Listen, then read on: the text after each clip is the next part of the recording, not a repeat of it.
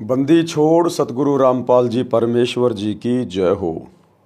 परमपिता परमात्मा सारी सृष्टि के रचनहार कुल मालिक असंख्य ब्रह्मांडों के स्वामी जगत गुरु तीनों लोकों में प्रवेश करके सबका भरण पोषण करने वाले राजाधिराज आत्माधार नाथों के नाथ देवों के देव महादेव सर्वेश्वर महेश्वर मृत्युंजय अजरो अमर आदि अनादि सनातनी प्रभु जगत पिता जगदीश्वर श्री श्री 1008 की उपाधि के वास्तविक अधिकारी अकाल मूर्त शब्द स्वरूपी राम वासुदेव सर्वगतम ब्रह्म परम पूज्य प्रथम पूज्य परम संत परम पुरुष परम धनी परम दयालु सत्य कबीर हक्का कबीर अल्लाहु अकबर बाखबर अल्लाह ताला जगत के तारणहार जगत के मुक्तिदाता जगत के जगन्नाथ हारे के सहारे हिंदुओं के राम मुसलमानों के अल्लाह सिखों के वाहिगुरु ईसाइयों के मसीह दया के सागर दयानिधि करुणा के सागर करुणानिधि स्वयंभू परिभू संकट मोचन कष्ट हरण मंगल करण दुख भंजन अविगत कबीर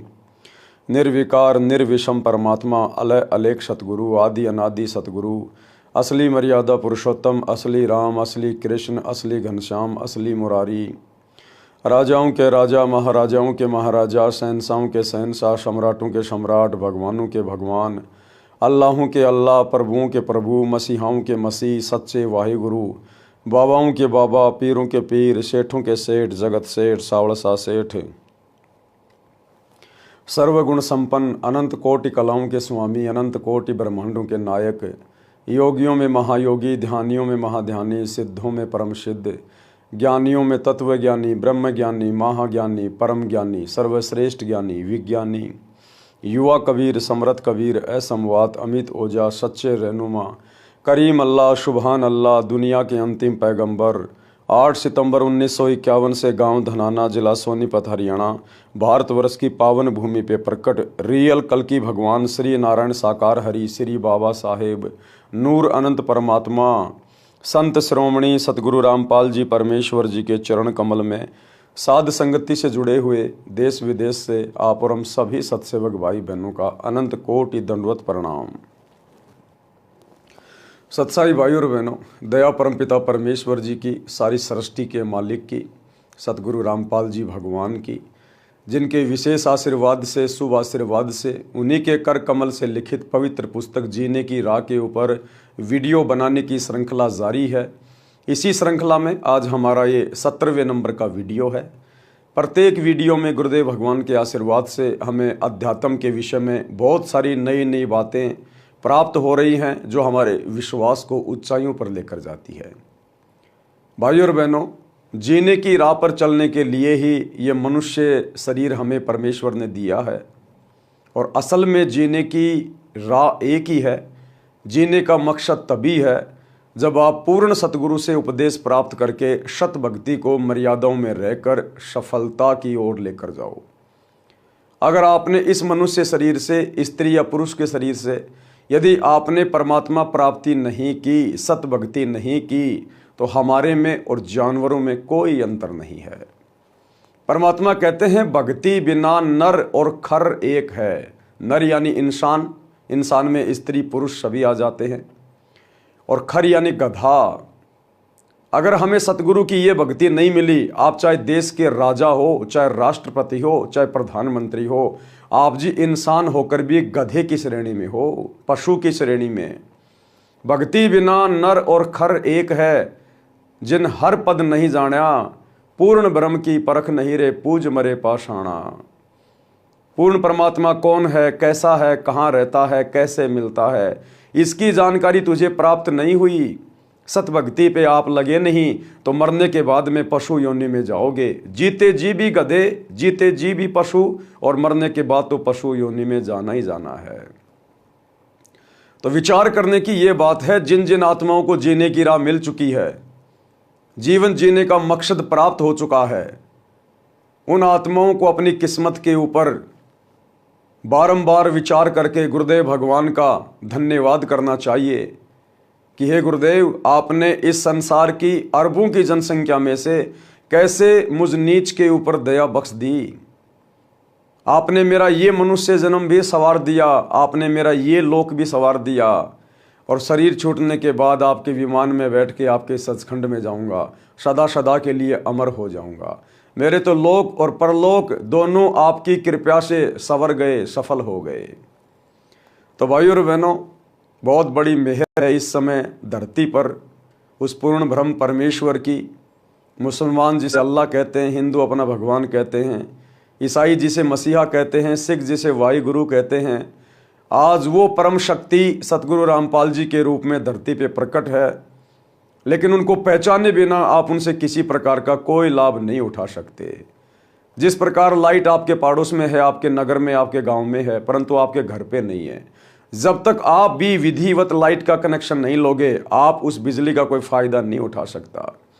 इसी प्रकार परमात्मा सदा धरती पे रहता है, आगे भी जब तक धरती रहेगी परमात्मा रहेगा, क्योंकि वो परमेश्वर एक पल भी इस पृथ्वी को, जहाँ उसके बच्चे रहते हैं, उसकी आत्माएं रहती हैं, अपनी मौजूदगी के बिना एक पल भी नहीं छोड़ता है। यानी सदा वो परमात्मा किसी न किसी रूप में इस धरती पर रहता है। लेकिन यदि हमने उस परमात्मा से लाभ उठाना है तो हमने कनेक्शन लेना पड़ेगा। वो परमात्मा सतगुरु रूप में धरती पे रहता है, संत रूप में रहता है, इसलिए हमने सतगुरु से उपदेश प्राप्त करना पड़ेगा, तब हमें उस परमेश्वर के गुणों का लाभ प्राप्त होगा। तो जिन्होंने कनेक्शन ले लिया है, यानी जो आत्माएं सन 1994 से सतगुरुदेव भगवान के चरणों में हैं, मर्यादाओं में हैं, विधिवत भक्ति कर रही हैं, गुरु की कृपा पात्र बनकर भक्ति कर रही हैं, उन आत्माओं को तो भली भांति पता है कि परमेश्वर क्या क्या लाभ देता है। यहाँ का राजा यदि आपका मित्र है, आपका पिता है, वो भी आपको वो परम सुख, वो लाभ नहीं दे सकता जो लाभ सतगुरु यहाँ आपको दे सकता है। जो लाभ आपको ब्रह्मा विष्णु महेश की भक्ति नहीं दे सकती, वो लाभ सतगुरु की शरण में आने से मिलता है। तो भाई और बहनों, आप और हमारा सौभाग्य, और सौभाग्य उन आत्माओं का भी होगा जो समय रहते इस जीने की राह पुस्तक को पढ़कर या यूट्यूब पर सतगुरु रामपाल जी के प्रवचन सुनकर समय रहते महाविनाश के समय से पहले, अपनी दुर्गति करवाने से पहले सतगुरुदेव के ज्ञान को समझकर उनसे उपदेश लेकर भक्ति शुरू कर देंगे। तो पिछले वीडियो में गुरुदेव भगवान ने हमें भक्ति मार्ग के विषय में काफ़ी कुछ बताया, समझाया, हमें जानकारी हुई, ज्ञान प्राप्त हुआ, और ज्ञान से हम फिर मर्यादा तोड़ने से बचेंगे, और मर्यादा तोड़ने से बचेंगे तो हमारी भक्ति परवान चढ़ेगी, हम मोक्ष को प्राप्त करेंगे। तो आज के वीडियो में गुरुदेव भगवान हमें क्या समझा रहे हैं, पवित्र पुस्तक जीने की राह पार्ट नंबर 17 पेज नंबर 127 से एक शब्द पूज्य गुरुदेव भगवान ने यहाँ पर लिखा है, और ये शब्द बहुत ही विशेष है। ये शब्द हमें ज्ञान की गहराइयों में लेकर जाएगा, और जैसे जैसे हम इस शब्द को समझते चले जाएंगे, हमारा विश्वास भी आसमान की ऊंचाइयों को छुएगा। ये शब्द आपको इसी बात पर केंद्रित करेगा कि सबसे पहले आपने ये निर्णय करना है कि आपका ईश कौन है, आपका इष्ट देव कौन है। आप पतिव्रता पद की भक्ति कर रहे हैं या नहीं कर रहे हैं? आपको वास्तव में असल में कबीर परमात्मा कौन है, इस बात का ज्ञान है भी या नहीं है, या खाली देखा देखी में भक्ति पे लग रहे हैं? तो क्या कह रहे हैं गुरुदेव भगवान, तन मन शीस ईस अपने पे, तन मन शीस ईस अपने पे, पैलम चोट चढ़ावे, जब कोई राम भगत गति पावे हो जी, जब कोई राम भगत गत पावे हो जी। तन, तन यानी शरीर, मन यानी जो एलिमेंट हमारे शरीर को चला रहा है, कंट्रोल कर रहा है, और शीश यानी हमारी इच्छाएं, हमारी आशा, हमारी उम्मीद, हमारा समर्पण। तन मन शीश, इस तन मन शीश में सब कुछ आ गया, हमारा अपना कुछ भी नहीं बचा। जो भी कुछ है ये तन मन और शीश ही है। हमने पूर्णतया अपने आप को अपने ईश के ऊपर, यानी ईश यानी इष्ट देव के ऊपर समर्पित कर देना है। सतगुरु से उपदेश लेने के बाद हमने सर्वप्रथम तो ये पहचान कर लेनी चाहिए कि मेरा इष्ट कौन है, मेरा ईश कौन है। उसके बाद उस इष्ट के ऊपर, उस ईश के ऊपर अपने आप को कुर्बान कर देना है, समर्पित कर देना है। और भाई और बहनों, सबसे ज्यादा धोखा आत्माएं यहां पर इष्ट को पहचानने में करती हैं। समर्पित तो उसके बाद होंगे जब पहले हमें ईश की पहचान होगी कि इष्ट कौन है मेरा। तो जगत वाले भाई बहन वो तो अपना इष्ट मानते हैं, कोई ब्रह्मा को, कोई विष्णु को, कोई शिव जी को, कोई हनुमान जी को, कोई माता जी को। लेकिन सतगुरु से उपदेश लेने के बाद फिर आपने उन सभी देवी देवताओं को त्यागना पड़ेगा, छोड़ना पड़ेगा। हमने ईश मानकर उनकी भक्ति नहीं करनी, इष्ट मानकर उनकी भक्ति नहीं करनी, क्योंकि वे असल में इष्ट नहीं हैं। इष्ट उसे कहते हैं जो पूरी सृष्टि को बनाने वाला है। इस सृष्टि में ब्रह्मा विष्णु महेश भी आ गए, 33 करोड़ देवी देवता भी आ गए, काल और दुर्गा भी आ गई, महाकाल भी आ गया, अक्षर पुरुष। ऊपर के 4 लोक भी आ गए, सतलोक, अलख लोक, अगम लोक, अनामी लोक। इस पूरी कंस्ट्रक्शन को जिसने कंप्लीट किया है, जिसने बनाया है, असंख्य आत्माओं को बनाया है। ये सूरज, चांद, तारे, ब्रह्मांड, ग्रह, उपग्रह जिसने बनाए हैं, वो है इष्ट, वो है ईश। और पूरी सृष्टि का केवल एक ही ईश है, केवल एक ही इष्ट है, कबीर देव। तो जगत वाले भाई बहन जो अभी अभी सतगुरु रामपाल जी भगवान से जुड़े हैं, भक्ति कर रहे हैं, उन्होंने अपने पहले वाले नकली इष्टों को त्यागना पड़ेगा, नकली भगवानों को छोड़ना पड़ेगा। उनको इष्ट रूप में नहीं पूजना। उन भगत भाई बहनों ने यह पहचान करनी है गुरुदेव के सत्संग सुन के कि असल में मेरा इष्ट कौन है। तो सतगुरु की शरण में आने के बाद हमें पता चलेगा कि भक्तों का इष्ट, भक्तों का भगवान, भक्तों का परमात्मा उनका सतगुरु होता है। कौन होता है? सतगुरु। सतगुरु ही इष्ट होता है। लेकिन यह काल यहां पर बहुत बड़ा रोल प्ले करता है। इस ब्रह्मांड में भाई और बहनों 2 ही शक्तियां हैं, एक काल और एक दयाल। दयाल कबीर परमात्मा और काल 21 ब्रह्मांड का स्वामी ज्योति निरंजन, जो हर पॉइंट पर आपको भ्रमित करने की कुछ चेष्टा करेगा। उसका काम ही यह है, क्योंकि आप और हम उसका भोजन हैं, और कोई भी व्यक्ति अपने भोजन को इतनी आसानी से नहीं निकलने देगा। तो वो हमें कदम कदम पे भ्रमित करेगा इष्ट को लेकर। तो वर्तमान में हमारे खुद के भगत भाई बहन, सतगुरु रामपाल जी के फॉलोवर, विशेषकर जो शतलोक आश्रमों से जुड़े हुए हैं, सतगुरु रामपाल जी का परिवार, सभी कोऑर्डिनेटर, आश्रम संचालक, ये इष्ट को लेकर भ्रमित हैं और बुरी तरह से भ्रमित हैं। भले ही वो लोग 30 साल से भक्ति कर रहे हैं, 20 साल से भक्ति कर रहे हैं, लेकिन अभी तक गुरुदेव का कलियुगी परिवार, हमारे कोऑर्डिनेटर भाई बंधु और लाखों की संगत जो शतलोक आश्रमों में गुरुदेव के परिवार को आज गुरुदेव की गैर मौजूदगी में फॉलो करती है, किसी को नहीं पता कि असल में उनका इष्ट कौन है। जब बात आती है परमात्मा की, कबीर की, इष्ट की, तो सभी कह देते हैं कि वो दाढ़ी मूंछ वाले कबीर जी जो 650 साल पहले बनारस के काशी में आए थे, वो हमारे इष्ट हैं, हमारे कबीर, हमारे भगवान हैं। यही सबसे बड़ा धोखा संगत खा रही है।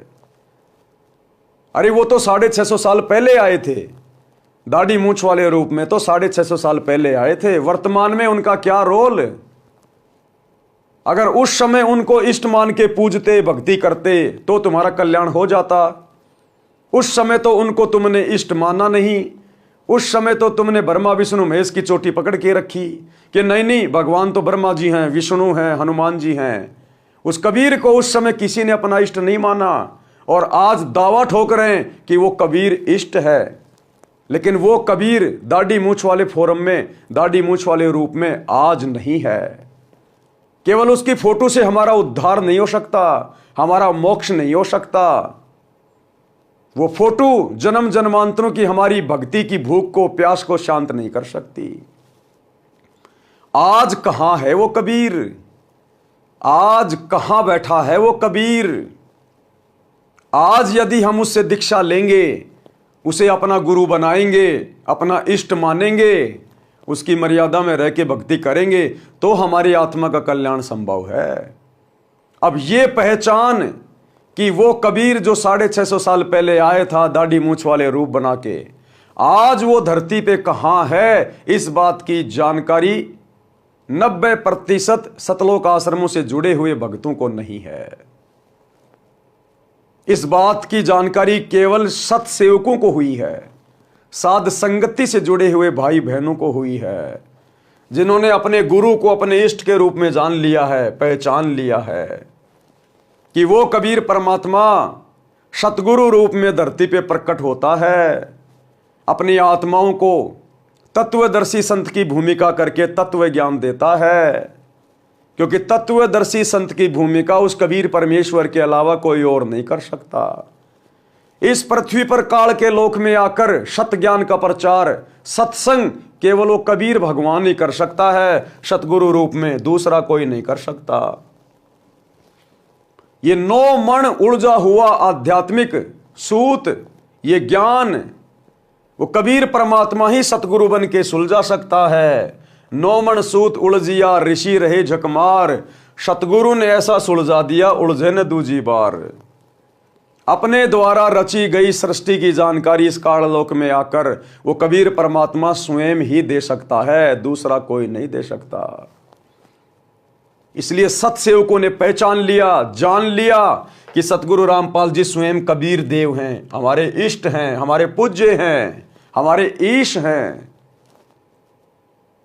और गुरु रूप में इष्ट की पहचान करके हमने उस दाढ़ी मूंछ वाले स्वरूप को, जिस स्वरूप में परमात्मा 650 साल पहले आए थे, हालांकि वो फोटो ओरिजिनल फोटो नहीं है, उस समय ऐसा कोई भी साधन नहीं था जिससे किसी का ओरिजिनल फोटो रखा जाए।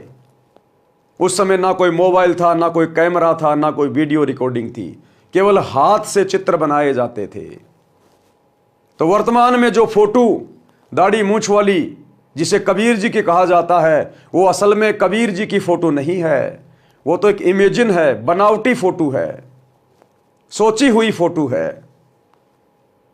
तो जब तक हमें ये पक्का दृढ़ विश्वास नहीं होगा, पता नहीं चलेगा कि वर्तमान में कबीर कहां है, तब तक हम कभी भी अपना तन मन और शीश अपने ईश के ऊपर समर्पित नहीं कर सकते। तो सौभाग्य है सत्सेवक भाई बहनों का, जिन्होंने सतगुरु आशीर्वाद से उनकी पहचान कर ली अपने इष्ट देव के रूप में, अपने परमेश्वर के रूप में, अपने कबीर देव के रूप में, और आज दृढ़ होकर अपना सर्वस्व अपने गुरुदेव के चरणों में न्योछावर करके अपना तन, अपना मन, अपना शीश और अपने ईश सतगुरु रामपाल जी के चरणों में समर्पित करके आज निश्चिंत होके भक्ति कर रहे हैं, निर्भय होके भक्ति कर रहे हैं। तो ईश के ऊपर, इष्ट के ऊपर अपना सब कुछ समर्पित करने से पहले हमें यह जानकारी होनी चाहिए कि हमारा इष्ट कौन है। एक छोटा सा सत्संग गुरुदेव के मुख कमल से गुरुदेव स्वयं कह रहे हैं कि अपने ही गुरु को इष्ट मानकर पूजेंगे तब हमारा यह जन्म मरण का रोग समाप्त होगा। अपने ही गुरु को इष्ट रूप में पूजना पड़ेगा, क्योंकि गुरु के अलावा दूसरा कोई इष्ट होता ही नहीं है। गुरु और गोविंद दो नहीं भाई, जब तक दो समझोगे दो जख में जाई। गुरु को कोई साधारण मनुष्य नहीं मानना चाहिए। इसीलिए गरीबदास जी ने बार बार चेताया है, समझाया है हम कलयुग के बिचली पीढ़ी वालों को कि गुरु मानुष कर जानते वो नर कहिए अंध, और मैं दुखी संसार में आ गए यम के फंद। तो हमने तो यम के फंद कटवाने हैं, और यम के फंद कटेंगे जब हम अपने गुरुजी को अपना ईश मान के, इष्ट मान के, अपना तन मन शीश उनके ऊपर अर्पित कर देंगे, न्योछावर कर देंगे। जैसा गुरुजी कहेंगे वैसा ही करेंगे, वही भक्ति करेंगे, उन्हीं की आज्ञा में चलेंगे, उन्हीं की मर्यादाओं में रहेंगे, उनके प्रत्येक वचन को फॉलो करेंगे। एक पति को छोड़कर आन में आस्था रखने वाली पत्नी को व्यभिचारिणी कहते हैं। तो अपने ही पति से हर इच्छा पूरी हो उसी को पति भर्ता कहते। तो हम जब पति भर्ता पद पर आ जाएंगे तो परमात्मा कहते हैं पति भर्ता जमी पर जो जो धर है पावे, समर्थ झाड़ू देत है, ना काटा लग जावे। ऐसा हंस, ऐसा भक्त जब अपने एक इष्ट पूर्ण परमात्मा पर अपने ही गुरु को इष्ट रूप में मानकर जब अपने जीवन रूपी सफर में प्रस्थान करता है, पर अपने ही गुरु को इष्ट रूप में मानकर जब अपने जीवन रूपी सफर में प्रस्थान करता है, पर अपने ही गुरु को इष्ट रूप में मानकर जब अपने जीवन रूपी सफर में प्रस्थान करता है रास्ते पर, तो परमात्मा उस जीवन रूपी सफर के पाप कर्म रूपी कांटों को बुहारना शुरू कर देता, उसके दुखों को खत्म करना शुरू कर देता है, झाड़ू देता चलता है कि मेरी प्यारी आत्मा के कांटा ना लग जाए। तो कहते तन मन शीस ईस अपने पे पहलम चोट चढ़ावे, जब कोई राम भगत गति पावे हो जी। राम भगत, अब राम भगत का मतलब दशरथ पुत्र श्री रामचंद्र नहीं है। राम उस परमेश्वर की उपमात्मक पदवी का नाम है। जैसे अल्लाह, गॉड, परमेश्वर, परमात्मा, जगदीश, सत्य पुरुष, ये उस कबीर परमात्मा सतगुरु रामपाल जी की उपमात्मक पदवियों के नाम हैं। गरीब सब पदवी के मूल हैं, यानी जितने भी नाम हैं श्री राम, ये असल में उस कबीर परमात्मा की उपमात्मक पदवी का नाम है। कृष्ण, कृष्ण का मतलब होता है सर्वाधिक आनंददायक, तो ये कृष्ण नाम भी उस कबीर परमेश्वर की उपमात्मक पदवी का नाम है। ब्रह्म, ब्रह्म यानी भगवान परमेश्वर, ये भी कबीर परमेश्वर की उपमात्मक पदवी का नाम है। विष्णु, ये भी कबीर परमेश्वर की उपमात्मक पदवी का नाम है। अग्ने तनुर असी विष्णवे तवा सोमस्य तनुर असी, कबीर अंगारी असी बंबारी असी सवर ज्योति रित धाम आशी। जो तीनों लोकों में प्रवेश करके सबका भरण पोषण करता, उसको विष्णु कहते हैं। और ये महादेव, ये भी उस कबीर परमेश्वर की उपमात्मक पदवी का नाम है कि वो सबसे बड़ा देव है, महादेव, देवों का देव। परंतु इस काल ने, ज्योति निरंजन ने, शैतान ने 21 ब्रह्मांड में हम आत्माओं को भ्रमित करने के लिए अपने पुत्रों के नाम रख दिए,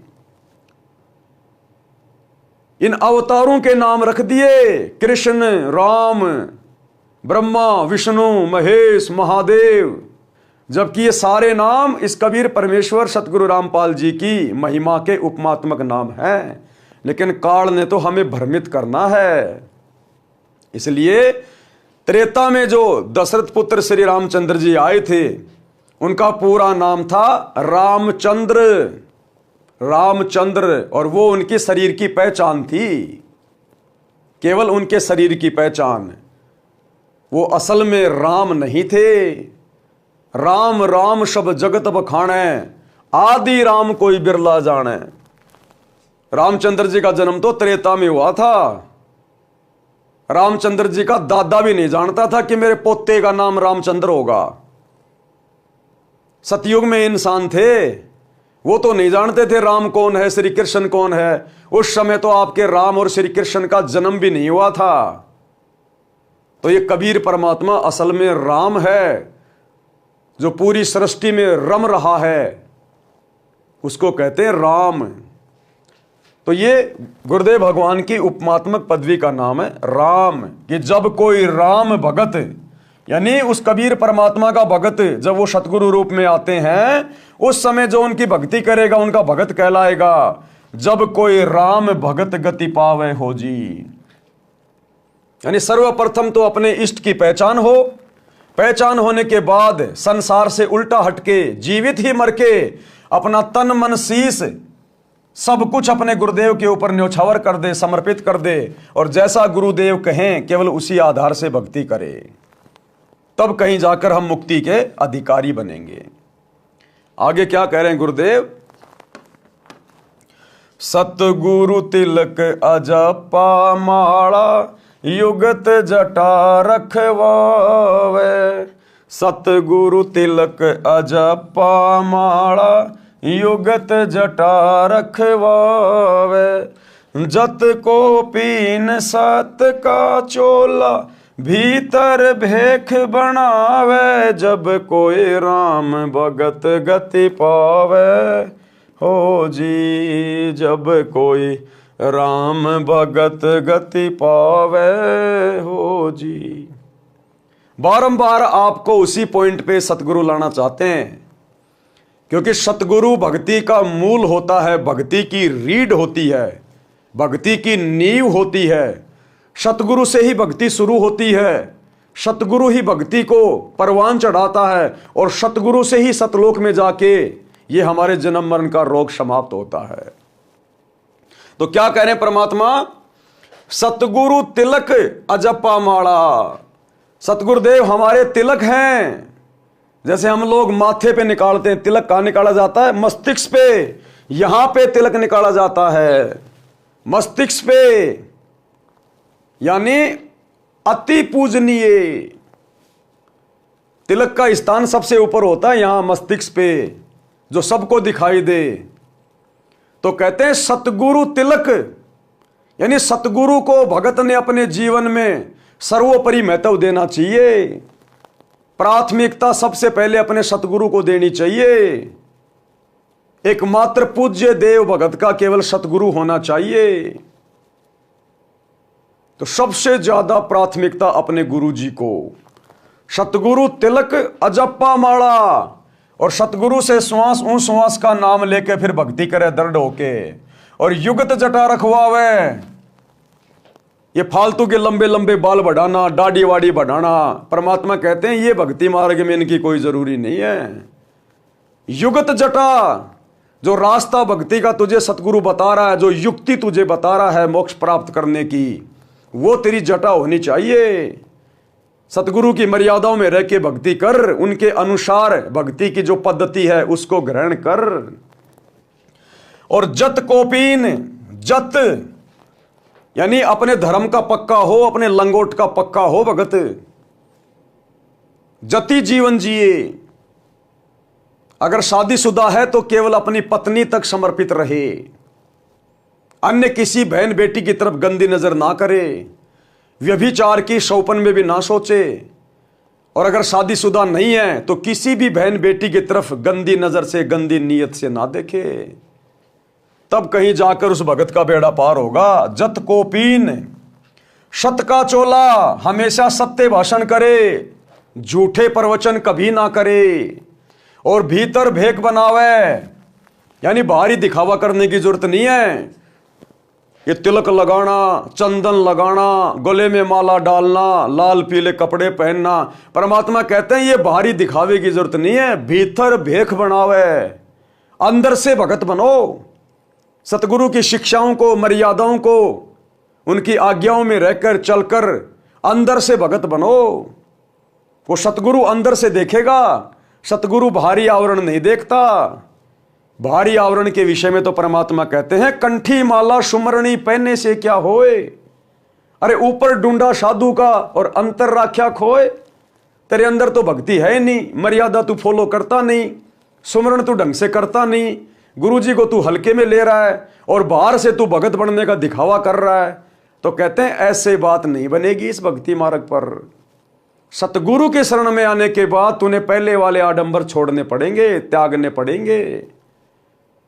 वो हाथों में मालाएं बांध के रखना, गले में रुद्राक्ष की मालाएं, तिलक विलक लगाना, कुंडल उंडल डालना, कान छिदवाना, दाढ़ी वाड़ी बढ़ाना, जटा बढ़ाना, परमात्मा कहते हैं बाहरी दिखावा भक्ति मार्ग में नहीं चलता। सतगुरु तो अंदर से जानता है कि हम कितने भगत हैं। तो कहते हैं सतगुरु तिलक अजप्पा माला, युगत जटा रखवावे, और जत कोपीन, और सत का चोला, और भीतर भेक बनावे, जब कोई राम भगत गति पावे। यानी हमने इस कदर भक्ति करनी पड़ेगी, इतना समर्पित होना पड़ेगा।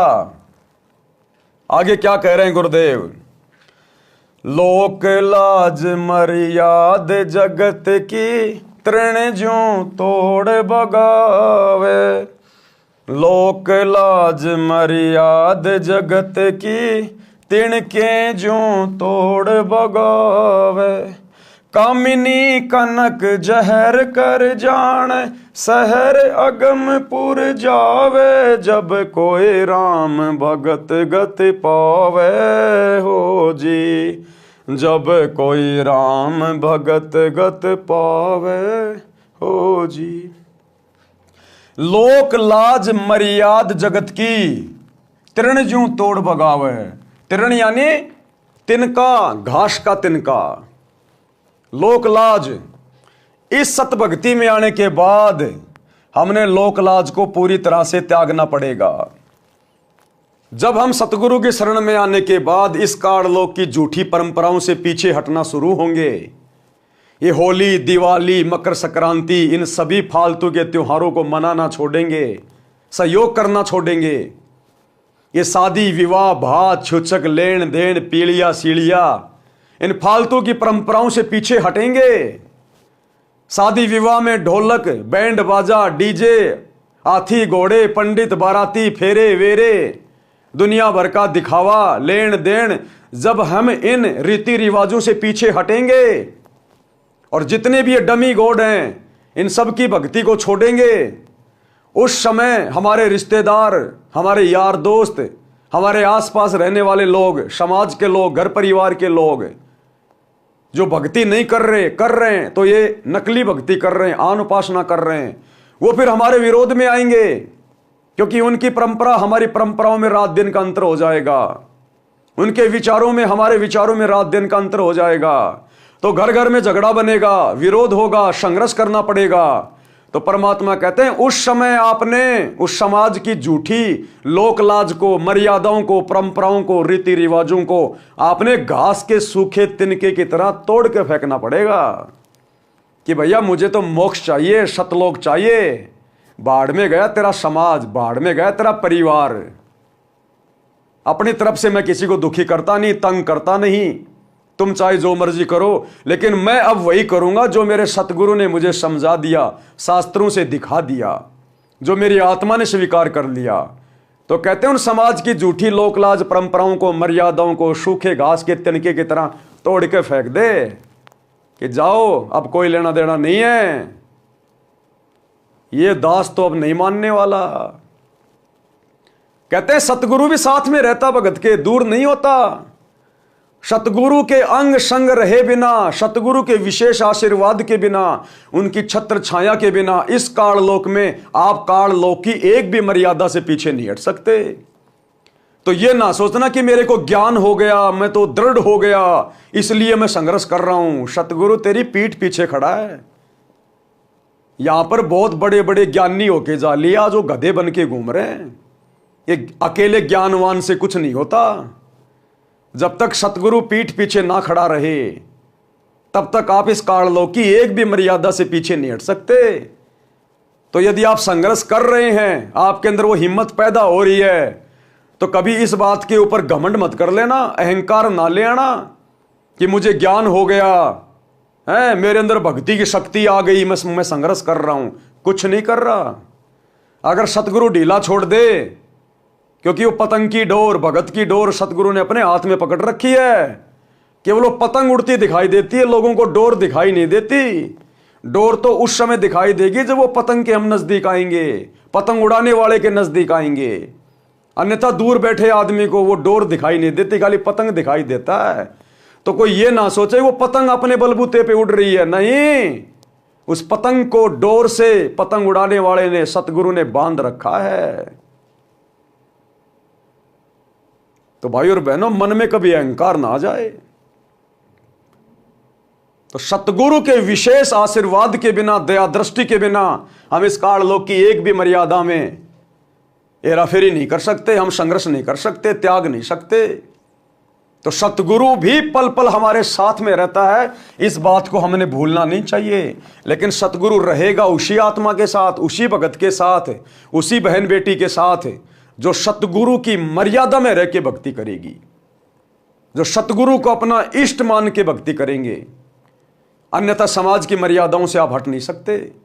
और यही कारण है आज 2025 तक गुरुदेव की गैर हाजिरी में सतलोक आश्रमों से जुड़े हुए भाई बहन इन मर्यादाओं को छोड़ नहीं पा रहे। इन परंपराओं को, लोक लाज को तोड़ नहीं पा रहे। राजनेताओं के दबाव में आकर राजनेताओं की रैलियों में चले जाते हैं।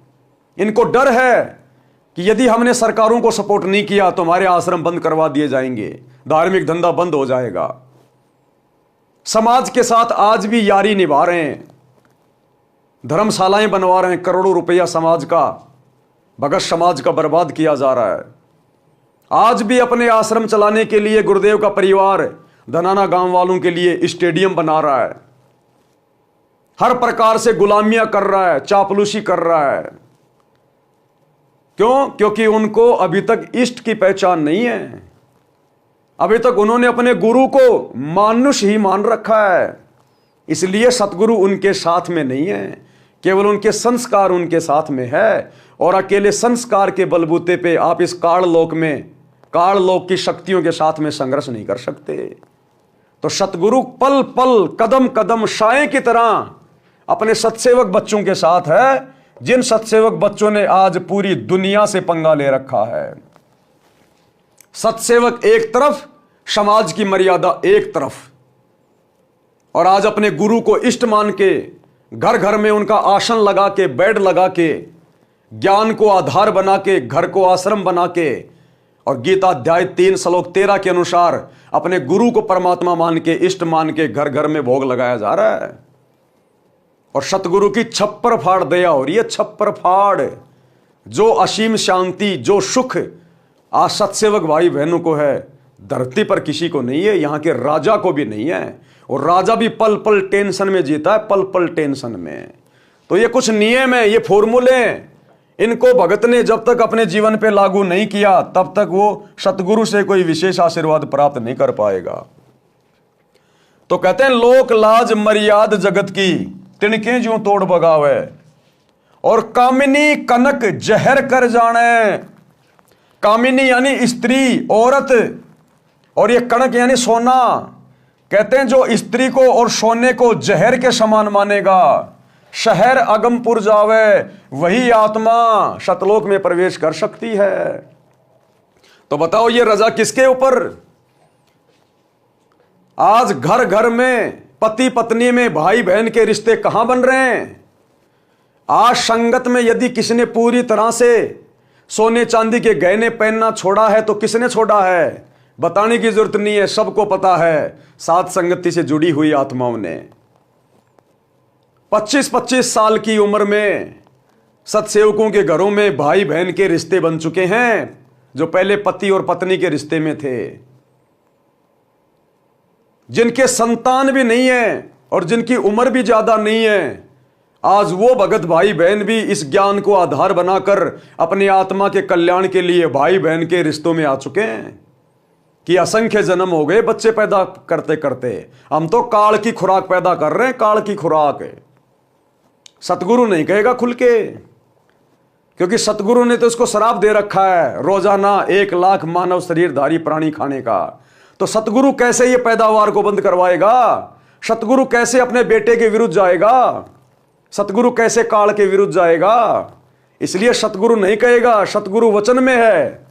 लेकिन सतगुरु ने यहां संकेत कर दिया कि अगर तुम्हें सतलोक जाना है तो तुमने इस बच्चे पैदा करने वाली फैक्ट्री से बचना होगा। कामिनी यानी स्त्री, और ये कणक यानी सोना। जहर कर जाने, शहर अगमपुर जावे, जब कोई राम भगत गति पावे। आगे क्या कह रहे हैं गुरुदेव? जो पतिव्रता पति से राती, आन पुरुष ना भावे।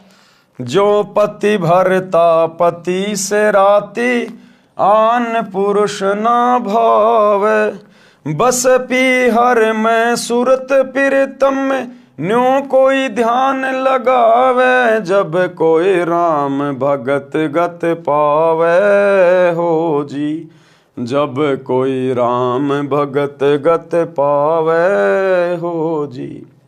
जो पति भरता, पति से राती, राती यानी संभोग करना, शारीरिक मिलन करना। जिस प्रकार एक पति भरता स्त्री केवल अपनी पति से ही शारीरिक मिलन करती है, केवल अपने पति को ही समर्पित करती है, आन पुरुष ना भावे, अन्य कोई भी गैर मर्द शौपन में भी उसको अच्छा नहीं लगेगा। चाहे कोई सोने का बन के क्यों ना खड़ा हो जाए, चाहे कोई देव क्यों ना आ जाए, कोई कितना धनी क्यों ना हो, कितना सुंदर क्यों ना हो, जो पति भर्ता माता बहन होती हैं वो अपने पति के अलावा किसी और को समर्पित नहीं होती। इसी प्रकार भक्ति मार्ग में जो पति भर्ता आत्मा होती हैं, भक्ति मार्ग में पति भर्ता आत्मा वो होती हैं जो केवल एक अपने सतगुरु के अलावा किसी और की पूजा ना करे, अपने सतगुरु के अलावा किसी और को अपना इष्ट मान के ना पूजे। और यही धोखाकारी है सतलोक आश्रमों से जुड़ी हुई 90% संगत।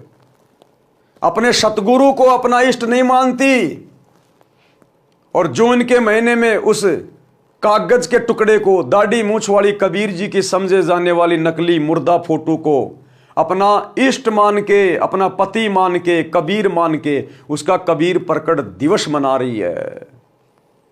तो यहां पर संगत धोखा खा रही है। सतलोक आश्रमों से जुड़े हुए भाई बहन, गुरुदेव का परिवार, ये कोऑर्डिनेटर, ये पति भर्ता आत्मा नहीं है। इनके तो 5-5 पति है, 5-5 पति वैश्या भक्ति कर रहे हैं। महाभारत की द्रौपदी वाली आत्मा बन के घूम रहे सभी। इनके सबके घरों में, इनके दरबार में आप कभी जाना, इनके दरबार में एक फोटो मिलेगी, बीच में सतगुरु रामपाल जी, इस कोने में दाढ़ी मूछ वाले नकली कबीर जी, इस कोने में गरीबदास जी की फोटो, नीचे वाले कोने में दादा गुरु जी की फोटो, इस वाले कोने में पंडित चिदानंद जी की फोटो। अरे कितने पति हैं तुम्हारे? तुम पतिव्रता आत्मा नहीं हो, ये तो वैश्या भक्ति है। वैश्या को पता ही नहीं होता मेरे कितने पति हैं। और पति भर्ता पद पे आए बिना सतगुरु अपना वो आशीर्वाद नहीं बख्शेगा जिससे हमारा ज्ञान योग खुले, हमें सद्बुद्धि आए, हम भक्ति मार्ग पर आगे बढ़ें, दृढ़ होकर भक्ति कर सकें, समाज की परंपराओं से संघर्ष कर सकें। वो हिम्मत उसी समय आएगी जब सतगुरु अपना आशीर्वाद देगा, विशेष मेहर बख्शेगा, पल पल साथ रहेगा। और सतगुरु पल पल उसी आत्मा के साथ रहेगा जो पति भर्ता पद पे आ जाएगी, केवल अपने गुरु के अलावा किसी और को कबीर नहीं मानेगी, नहीं पूजेगी। तो कहते हैं जो पति भर्ता पति से राती आन पुरुष ना भावे, और बशे पीहर में प्रीत सुरतम में न्यों कोई ध्यान लगावे।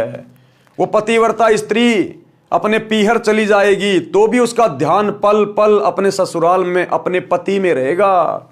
क्या कर रहा होगा, क्या खा रहा होगा, क्या सोच रहा होगा, पल पल उसका ध्यान वहीं रहता है।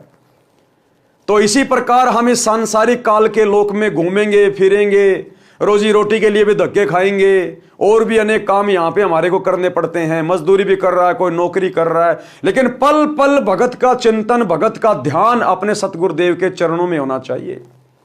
उनकी भक्ति से लगे रहना चाहिए, अपना नाम सुमरण करते रहना चाहिए। जब भी मौका मिल जाए, जरा सी काम से फुर्सत मिले, अपना सत्संग सुन लेना चाहिए, अपने गुरुदेव की महिमा कर लेनी चाहिए।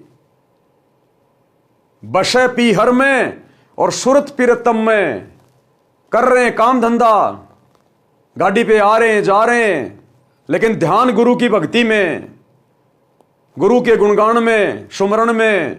तो कहते हैं बशे पीहर में और सुरत पीरतम में न्यों कोई ध्यान लगावे, जब कोई राम भगत गति पावे। आगे क्या कह रहे हैं गुरुदेव? निंदा स्तुति मान बढ़ाई मन से मार गिरावे। निंदा स्तुति मान बढ़ाई मन से मार गिरावे। अष्ट सिद्धि की अटक न माने आगे कदम बढ़ावे। जब कोई राम भगत गति पावे हो जी, जब कोई राम भगत गति पावे हो जी। भगत ने कभी भी किसी की निंदा नहीं करनी चाहिए। भगत ने कभी भी अपनी स्तुति नहीं करवानी चाहिए। यानी मान बढ़ाई की भूख नहीं होनी चाहिए, सम्मान पाने की भूख नहीं होनी चाहिए। निंदा स्तुति मान बढ़ाई मन से मार गिरावे, कति दिल से निकाल दे, खत्म कर दे कि इस गंदे लोक में वैसे ही सब दुखी हैं, मैं किसकी निंदा चुगली करूं। निंदा चुगली के यहां दो अर्थ हैं भाई और बहनों, ध्यान रखना। सच को सच कहना किसी की निंदा चुगली करना नहीं होता है।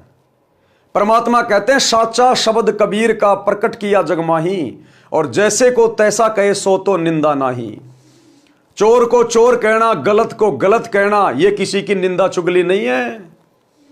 हां, आप जिसके बारे में जानते नहीं, पहचानते नहीं, और दूसरे की देखा देखी, दूसरे के कहने से यदि आप उसकी बुराई कर रहे हैं तो वो निंदा चुगली में आएगा। लेकिन सच को सच कहना, गलत को गलत कहना, यह निंदा चुगली में नहीं आता। तो भगत ने दुनिया की देखा देखी, निंदा चुगली करके अपने कर्म नहीं फोड़ने चाहिए, और भगत ने कभी भी अपनी पूजा नहीं करवानी, अपनी महिमा सुन के उसको खुश नहीं होना।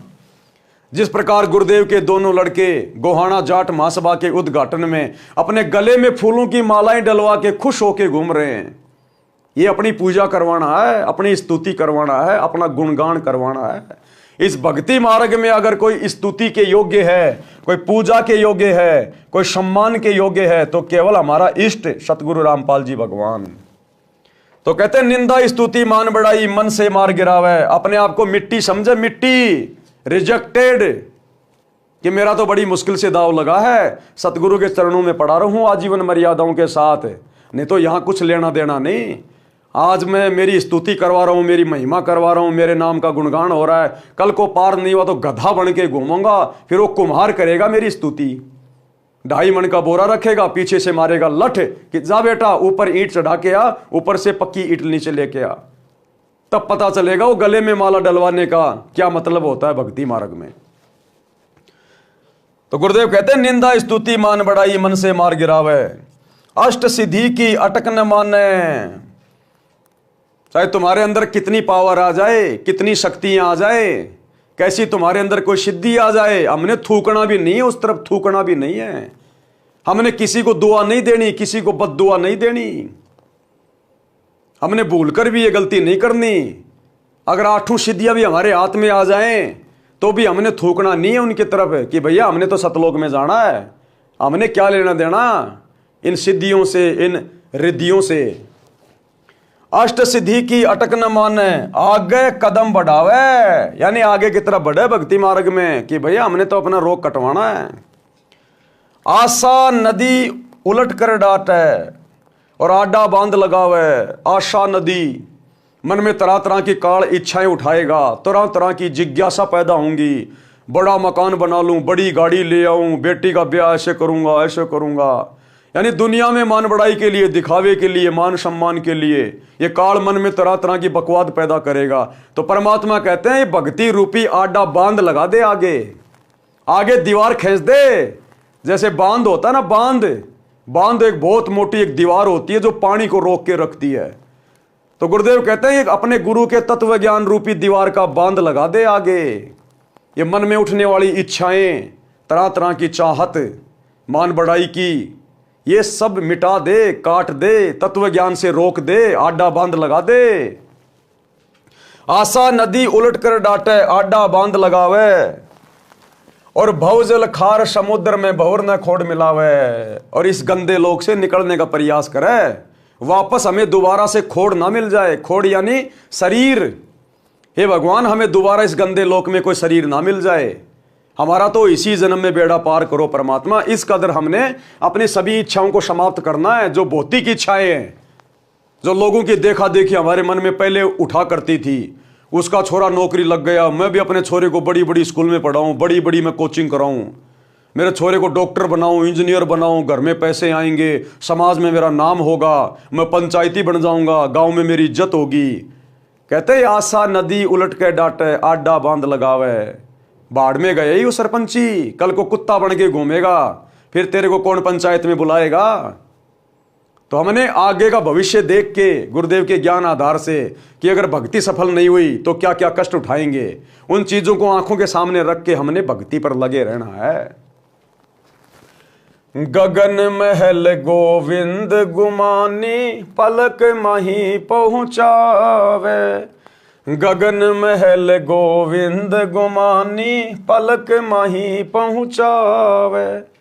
नितानंद माटी का मंदिर नूर तेज हो जावे। जब कोई राम भगत गति पावे हो जी। जब कोई राम भगत गति पावे हो जी। अब ये नित्यानंद जी ने कबीर परमात्मा के हर शब्द के आगे अपना ठप्पा मार रखा है। कोई बात नहीं, गगन महल हम जान गए, गगन महल सतलोक को कहते हैं। गगन महल गोविंद गुमानी, ये गुमानी नित्यानंद जी के गुरु का नाम था, और गोविंद यानी परमात्मा, यानी गुरु गुमानी, गोविंद गुमानी। तो आज हमें पता चल गया असल में गोविंद कौन है। सतगुरु रामपाल जी परमेश्वर है, जो हमें गगन महल में बैठा देगा, हमें सतलोक में पहुंचा देंगे। गगन महल गोविंद गुमानी पलक माई पहुंचावे। 1 सेकंड में परमात्मा हमें उस सतलोक में बैठा देगा, हमारे भक्ति भाव को देख के। मालिक कहते हैं जीवन तो थोड़ा ही भला जय सत सुमरण होए। ये लाख बरस का जीवना लेखद रहे न कोई। तुम कर दो पल में पार हो जा रजा थारी। 1 पल में पलक माही पहुंचावे। तुम कर दो पल में पार हो जा रजा थारी। यदि हमने अपने सतगुरु को इष्ट मानकर उनके बताए अनुसार भक्ति करके मर्यादा में रह के समाज की लोक लाज मर्यादाओं से पीछे हटके यदि हमने इनको प्रसन्न कर लिया तो पलक माही पहुंचावे। फिर इस परमेश्वर के हाथ का काम है, इसको रोकने वाला कोई नहीं सृष्टि में। फिर इनका हाथ पकड़ने वाला कोई नहीं है कि इन आत्माओं को कहां लेके जा रहा है। ये सबका बाप है। फिर पलक माही पहुंचावे ऐसी आत्मा को, ऐसे समर्पित भगत को जो तन मन शीस ईस अपने पे पहलम चोट चढ़ावे। ये परमात्मा पलक माही उस आत्मा को सतलोक में जा बैठाएगा, पलक माही। और हमने तो जाना सतलोक, इसलिए जो कुर्बानी हम दे सकें वो कुर्बानी हम दे दें, क्योंकि हमारा तो टारगेट ही सतलोक है। तो हमने तो अपना सब कुछ अपने गुरुदेव भगवान को इष्ट मान के समर्पित करके रखना है। नित्यानंद माटी का मंदिर, माटी का मंदिर मानिए शरीर नश्वर कब समाप्त हो जाए, मिट्टी का घर। और सतलोक में जाने के बाद नूर तेज हो जावे, फिर वहां पर नूरी शरीर मिलेगा, कभी भी नष्ट ना होने वाला अविनाशी शरीर देगा परमात्मा। तो कहते हैं ये माटी का महल है, ये मिट्टी का मंदिर है, ये नश्वर शरीर। फिर सतलोक में जाने के बाद परमात्मा इसको नूरी बना देगा, नूर का शरीर मिलेगा। फिर शब्दार्थ, संत नित्यानंद जी ने भक्ति को सफल करने की विधि बताई है। अब विधि तो भाई सतगुरु बताता है, नित्यानंद जी को क्या पता बेचारे को भक्ति कैसे सफल होगी। उसको सतलोक का पता नहीं, सतलोक की भक्ति का पता नहीं। वो तो वैष्णव भक्ति करता था, श्री विष्णु जी की भक्ति तक का उसको ज्ञान था थोड़ा बहुत है। वो नित्यानंद जी हमें क्या बताएंगे, लेकिन सतगुरु हमेशा दूसरों को ही महिमा देते हैं। तो कह रहे संत नित्यानंद जी ने भक्ति सफल करने की विधि बताई है। कहा है कि गुरु जी से दीक्षा लेने के पश्चात परमेश्वर को पूर्ण रूप से समर्पित हो जाना चाहिए। गुरु जी से दीक्षा लेने के बाद परमेश्वर के प्रति समर्पित हो जाना चाहिए, क्योंकि गुरु से दीक्षा लेने के बाद हमें ज्ञान होगा और हमें फिर यह पता चलेगा कि वो गुरु ही परमेश्वर है। गुरु बड़े हैं गोविंद से मन में देख विचार, हरि सुमरे सोवार हैं गुरु भजे होय पार। अरे 7 दीप और 9 खंड में गुरु से बड़ा ना कोई, करता करे ना कर सके सतगुरु करे सो होए। गुरु और गोविंद 2 नहीं भाई, जब तक 2 समझोगे 2 जग में जाई। तो नित्यानंद जी इसीलिए तो पार नहीं हो पाए, क्योंकि नाम ले लिया उन्होंने अपने गुरु से, गुमानी दास से, और समर्पित हो गए विष्णु भगवान को आधार बना के। अरे भैया अपने गुरु पे समर्पित होना होता है, अपने गुरु पे, क्योंकि गुरु ही गोविंद होता है। गुरु जी से दीक्षा लेने के पश्चात परमेश्वर को पूर्ण रूप से समर्पित हो जाना चाहिए और तन मन धन अपने परमेश्वर को पहलम चोट चढ़ावे। तन मन धन किसको चढ़ाना है? अपने परमेश्वर को, यानी अपने इष्ट को। तन मन शीस ईस अपने पे, ईस मानी परमात्मा। और थोड़ी देर पहले आपने गुरुदेव के मुख कमल से क्या सुना कि अपने ही गुरु को ईश मानकर, ईश माने परमात्मा परमेश्वर, अपने ही गुरु को इष्ट मानकर पूजना होता है। तो हमने तन मन धन फिर अपने परमेश्वर यानी अपने गुरुदेव भगवान को पहलम चोर चढ़ावे, यानी प्रारंभ से ही कुर्बानी का भाव बन जाए, तब भक्ति की गति यानी मुक्ति होती है। वाणी नंबर 2, कुछ साधक बाहरी वेश बनाते हैं, वे मस्तिष्क पर तिलक लगाते हैं, माला से मंत्र जाप करते हैं, सिर पर बड़े बड़े बाल बढ़ाकर रखते हैं, कच्छे के स्थान पर केवल कोपीन 4 इंच चौड़ा कपड़ा बांधते हैं तथा शरीर पर लंबा कुर्ता जो घुटनों से भी नीचे तक लंबा होता है वो पहनते हैं। गुरुदेव कह रहे हैं इस बाहरी दिखावे के स्थान पर अपने सतगुरु को सम्मान दो। इस बाहरी दिखावे के स्थान पर जैसे सतगुरु रामपाल जी की शरण में आने के बाद भी हमारे सिख भाई जो सर पर पगड़ी बांधते हैं, दाढ़ी रखते हैं, परमात्मा कह रहे हैं अब इस बाहरी दिखावे की जरूरत नहीं है, ये पगड़ी वगड़ी की जरूरत नहीं है। अब तुम वो सिख नहीं हो जो तुम्हारे पहले वाले गुरु तुम्हारे को बना के चले गए मुगलों से लड़ाई लड़ने के लिए। अब तुम सच्चे सतगुरु के शिष्य हो, शिष्य। और सच्चे सतगुरु रामपाल जी की शरण में आने के बाद अब वो पगड़ी वगड़ी की जरूरत नहीं है, सरदार जीवन के घूमने की जरूरत नहीं है। असल सरदार इस भक्ति का, इस संसार का एक ही है, सतगुरु रामपाल जी। तो भाई वो सरदारगिरी छोड़नी पड़ेगी। यदि आपने सतगुरु से नाम ले लिया है तो, नाम नहीं लिया है तो आप जी सरदार बने रहो, नो प्रॉब्लम। लेकिन सतगुरु की शरण में आने के बाद अपने आप को सरदार कहलाओगे, अगले जन्म में कुत्ते की योनि में जाओगे, कुत्ते की योनि में। क्योंकि सरदार तो एक ही है संसार का, सतगुरु रामपाल जी भगवान। सरदार यानी कैप्टन, भक्ति का अगुवा, सेनापति, उसको कहते हैं सरदार। और सतगुरु के शरण में आने के बाद अभी भी तुम सरदार बन के घूम रहे हो। वो 2.5 किलो का बोझ अपने सिर पे लेके घूम रहे हो, आधी किलो की दाढ़ी मूछ लेके घूम रहे हो। शर्म आनी चाहिए।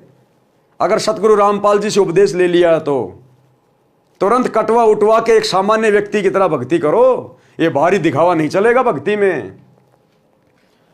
इस बाहरी दिखावे के स्थान पर अपने सतगुरु को सम्मान दो, उनको मस्तिष्क पर बैठाओ। अब अपने सतगुरु को बैठाओ अपने मस्तिष्क पे। वो 2.5 किलो का वो कपड़ा मत चढ़ाओ अपने सिर पे। अब सिर पे पगड़ी पहनने की जरूरत नहीं है। देखो भाई और बहनों, यहां पर थोड़ी शंका ना हो जाए, क्योंकि जो पगड़ी है वो राजस्थान में भी हमारे जो बूढ़े भगत हैं वो पहनते हैं।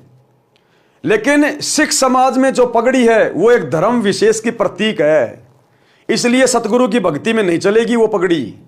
और अन्य जो यूपी में, हरियाणा में, राजस्थान में जो बुजुर्ग भगत हैं, सर पे जो वो पगड़ी पहनते हैं, उस पगड़ी को पहनने में कोई दिक्कत नहीं है।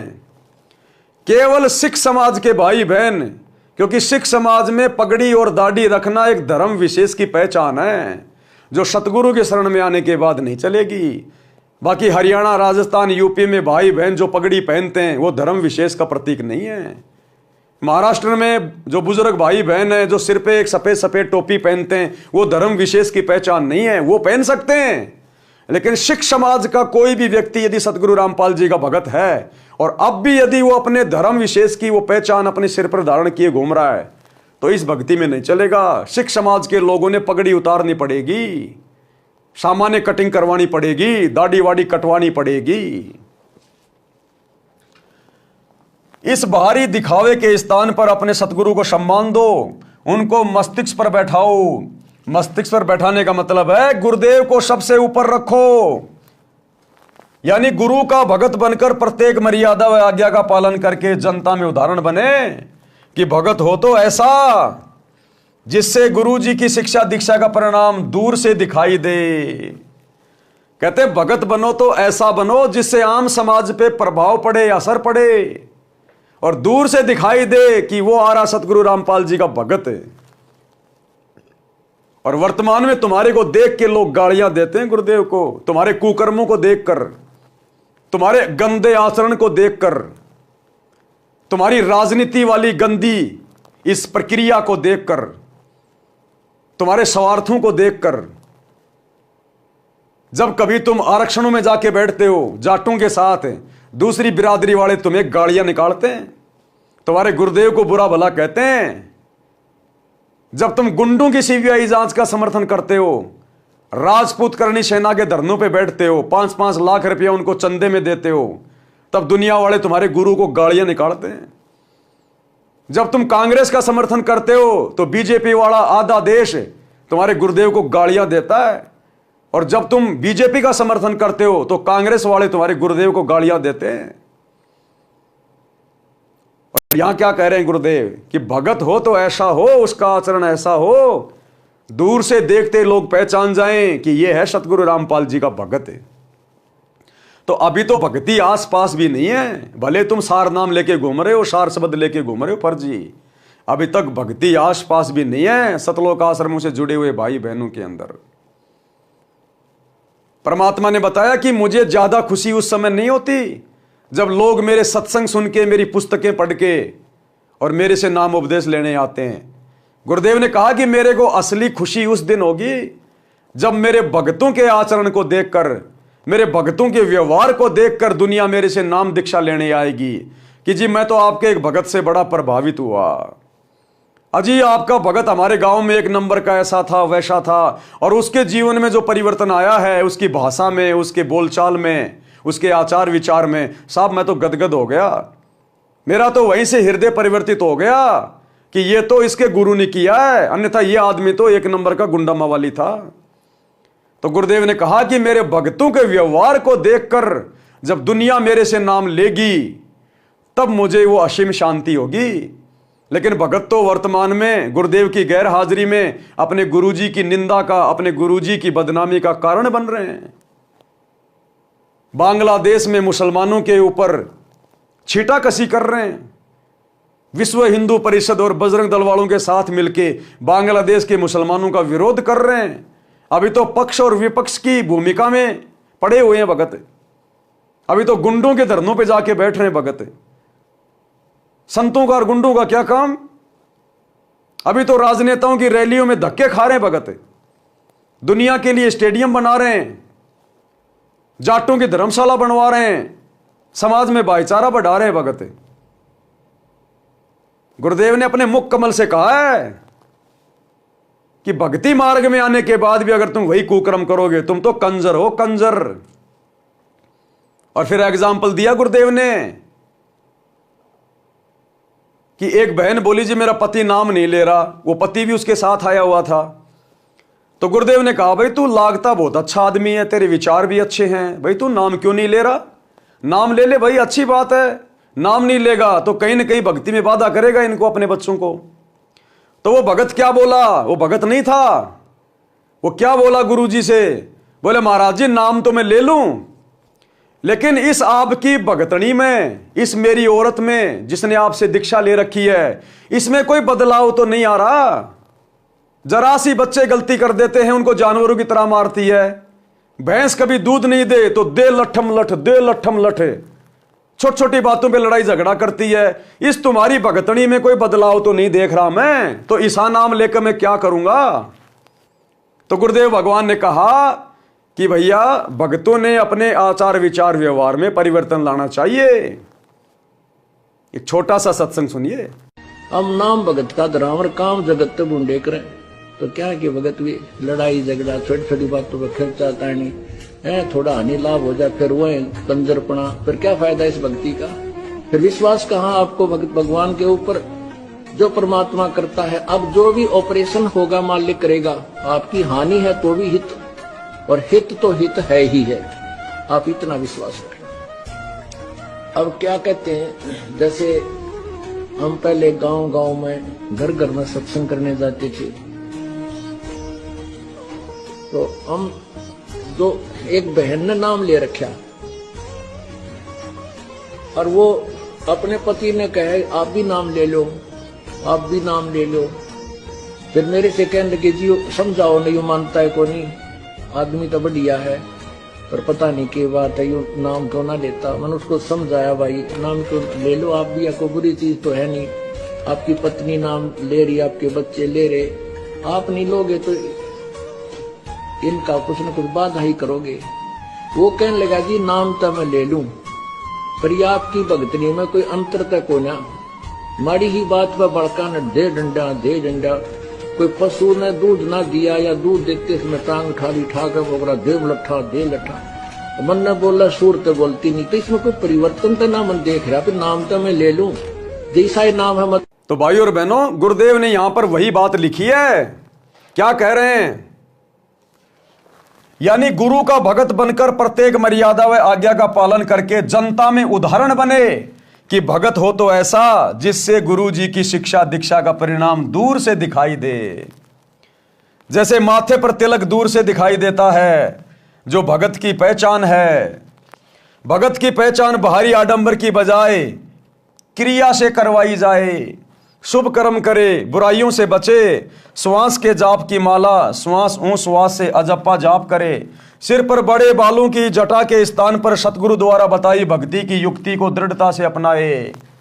सिर पर बड़े बालों की बजाय परमात्मा संकेत कर रहे हैं सिख समाज से जुड़े हुए भक्तों के लिए कि अब वो पगड़ी की जरूरत नहीं है, वो बाल वाल कटवा लो, दाढ़ी वाड़ी कटवा लो, भगत बन के भक्ति करो। ये सरदारगिरी तुमने बहुत समय कर ली, क्या मिला तुम्हारे को?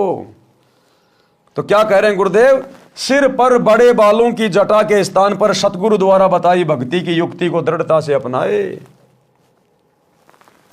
गुप्तांग पर केवल कोपीन से संयम नहीं रहता, संयम रहता है जति भाव अपनाने से, वो अपनाए। युवा स्त्री को देखकर मन में दोष ना आने दें, सत्य वचन बोलें। ये भगत का असली चोला यानी भगत दिखाई देने वाला वस्त्र है, क्योंकि सतगुरु तो भगत को अंदर से देखता है, बाहर से नहीं देखता। भगत के अंदर क्या चल रहा है, क्या दोष है, क्या विकार है, क्या सोच है, ये अंतर्यामी तो अंदर से जानता है कि अंदर से अभी हम कितने भगत हैं। सत्य ज्ञान से पता चलता है कि ये सत्य भक्ति कर रहा है या अपना जीवन गलत साधना में नष्ट कर रहा है। लोक लाज मर्याद जगत की तिणके जो तोड़ बगावे। संसार के व्यक्तियों के व्यंग्यों व लाज यानी शर्म के कारण भक्ति में बाधा ना आने दे। लोग चाहे कुछ भी कहें, कैसे ताने मारें, कुछ ही बात कहें, बन गया बाबा रामपाल का भगत, तेरा रामपाल बाबा ये है वो है, जेल में पड़ा है, फलाना है, दिखना है, कुछ भी कहें उनको कहने दो, उन्हें ज्ञान नहीं है, वो अभी नादान है। लेकिन हमें पता चल गया, हमने ज्ञान लिया है, हमने समझा है सतगुरु को। तो जगत वालों के किसी भी प्रकार के तानों से, व्यंग से, लोकलाज से हमने शर्म नहीं करनी चाहिए, अपनी भक्ति नहीं त्यागनी चाहिए, मन में जरा संकोच भी नहीं आना चाहिए अपने गुरु जी के प्रति। संसार के व्यक्तियों के व्यंग्यों व लाज यानी शर्म के कारण भक्ति में बाधा ना आने दें। उस लोक लाज यानी ये शर्म की लोग क्या कहेंगे, मैं सत्संग में जाता हूं, दंडवत करता हूं, परंपरागत भक्ति त्याग दी है, इस लोकलाज को तिनके की तरह तोड़कर फेंक दे, यानी उसको बाधा ना बनने दे।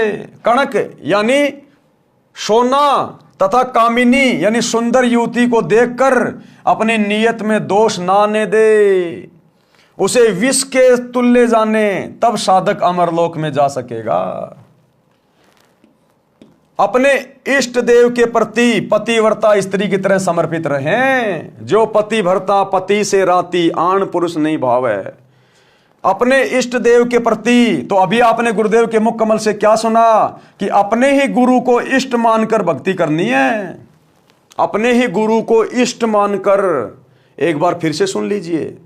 एक पति को छोड़कर आन में आस्था रखने वाली पत्नी को व्यभिचारिणी कहते हैं। तो अपने ही पति से हर इच्छा पूरी हो उसी को पति भर्ता कहते। तो हम जब पति भर्ता पद पर आ जाएंगे तो परमात्मा कहते हैं पति भर्ता जमी पर जो जो धर है पावे, समर्थ झाड़ू देत है ना काटा लग जावे। ऐसा हंस, ऐसा भक्त जब अपने एक इष्ट पूर्ण परमात्मा पर अपने ही गुरु को इष्ट रूप में मानकर जब अपने जीवन रूपी सफर में प्रस्थान करता है, पर अपने ही गुरु को इष्ट रूप में मानकर जब अपने जीवन रूपी सफर में प्रस्थान करता है, पर अपने ही गुरु को इष्ट रूप में मानकर जब अपने जीवन रूपी सफर में प्रस्थान करता है रास्ते पर, तो परमात्मा उस जीवन रूपी सफर के पाप कर्म रूपी कांटों को बुहारना शुरू कर देता, उसके दुखों को खत्म करना शुरू कर देता है, झाड़ू देता चलता है कि मेरी प्यारी आत्मा के कांटा ना लग जाए। तो क्या कहा गुरुदेव ने? अपने ही गुरु को इष्ट मान के पूजा करनी है। और यहां क्या कह रहे हैं? अपने इष्ट देव के प्रति पतिव्रता स्त्री की तरह समर्पित रहें, यानी अपने इष्ट अपने गुरु जी के अलावा किसी और को ना पूजें। अब वो दाढ़ी मूछ वाला नकली कबीर उसको छोड़ दें, जून के महीने में उसका कबीर प्रकट दिवस मनाना छोड़ दें। अपने इष्ट देव यानी सतगुरु के प्रति पतिव्रता स्त्री की तरह समर्पित रहें, जैसे पतिव्रता स्त्री अपने पति के अतिरिक्त अन्य किसी पुरुष को पति रूप में इच्छा नहीं करती। चाहे कितना ही सुंदर व धनवान हो, अपने परमात्मा की भक्ति को कभी ना भूलें। लोग दिखावा न करके हृदय से मन मन में श्वास श्वास से परमात्मा के नाम का सुमरण करता रहे। भगत से तात्पर्य है कि स्त्री या पुरुष कोई भी हो, जैसे पतिव्रता स्त्री अपने मायके घर चली जाती है तो वह परिवार को पता नहीं लगने देती कि वह अपने पति को याद करती है। इस प्रकार साधक अपना ध्यान प्रभु चिंतन में लगाए। कौन से प्रभु के चिंतन में? सतगुरु रामपाल जी प्रभु के चिंतन में, अपने इष्ट के चिंतन में। पूर्ण सतगुरु से सत्य भक्ति प्राप्त करने के पश्चात कोई भगत की निंदा करता है तो बुरा ना माने। निंदा स्तुति मान बढ़ाई, मन से मार गिरावे। पूर्ण सतगुरु से सत्य भक्ति प्राप्त करके कोई भगत की निंदा करता है तो बुरा ना माने। यदि कोई प्रशंसा करता है तो उससे प्रभावित ना हो। सत्य भक्ति शास्त्र अनुसार विधि विधान से करते हैं तो साधक को कुछ सिद्धियां प्राप्त हो जाती हैं जो मोक्ष में सहायक नहीं होती। इस भक्ति मार्ग में सिद्धियां हमारी दुश्मन है, दुश्मन। यदि हमने किसी को दुआ दे दी, किसी को बद्दुआ दे दी, हमारी भक्ति नष्ट होगी। जो मोक्ष में सहायक नहीं है वे संख्या में 8 हैं। उनके द्वारा साधक किसी को हानि किसी को लाभ देकर अपनी भक्ति नष्ट करता है। वह चमत्कार दिखाकर प्रसिद्ध हो जाता है परंतु उसका भविष्य नरक बन जाता है। पशु पक्षियों की योनियों को प्राप्त करता है, जैसे ये धीरेन्द्र शास्त्री बागेश्वर वाला, इसको एक छोटी सी सिद्धि प्राप्त है। एक सिद्धि मनवर्ती बतावे, यानी सामने वाले के मन में क्या चल रहा है वो बता देना। परमात्मा कहते हैं जीवन नरक बन जाएगा, आगे गधा कुत्ता शुअर बन के घूमेगा, पशु पक्षियों की योनियों में जाएगा। वर्तमान में तो झूठी महिमा प्राप्त कर रहा है, लेकिन ये झूठी महिमा कब तक शरीर छूटेगा, उसके बाद क्या होगा? सीधे 84 लाख योनि नरक। परंतु उसका भविष्य नरक बन जाता है, पशु पक्षियों की योनियों को प्राप्त करता है। इसलिए मोक्ष प्राप्ति की इच्छा करते हुए साधक इन अष्ट सिद्धियों वाली फोकट प्रभुता में नाट के इनको त्याग कर मोक्ष प्राप्ति के उद्देश्य से इनके आगे की आशा करे, आगे को बढ़े। इस पृथ्वी लोक के धन वैभव राज संपत्ति की अनेकों इच्छाओं रूपी नदी को रोके, आशा नदी उलट कर रोके।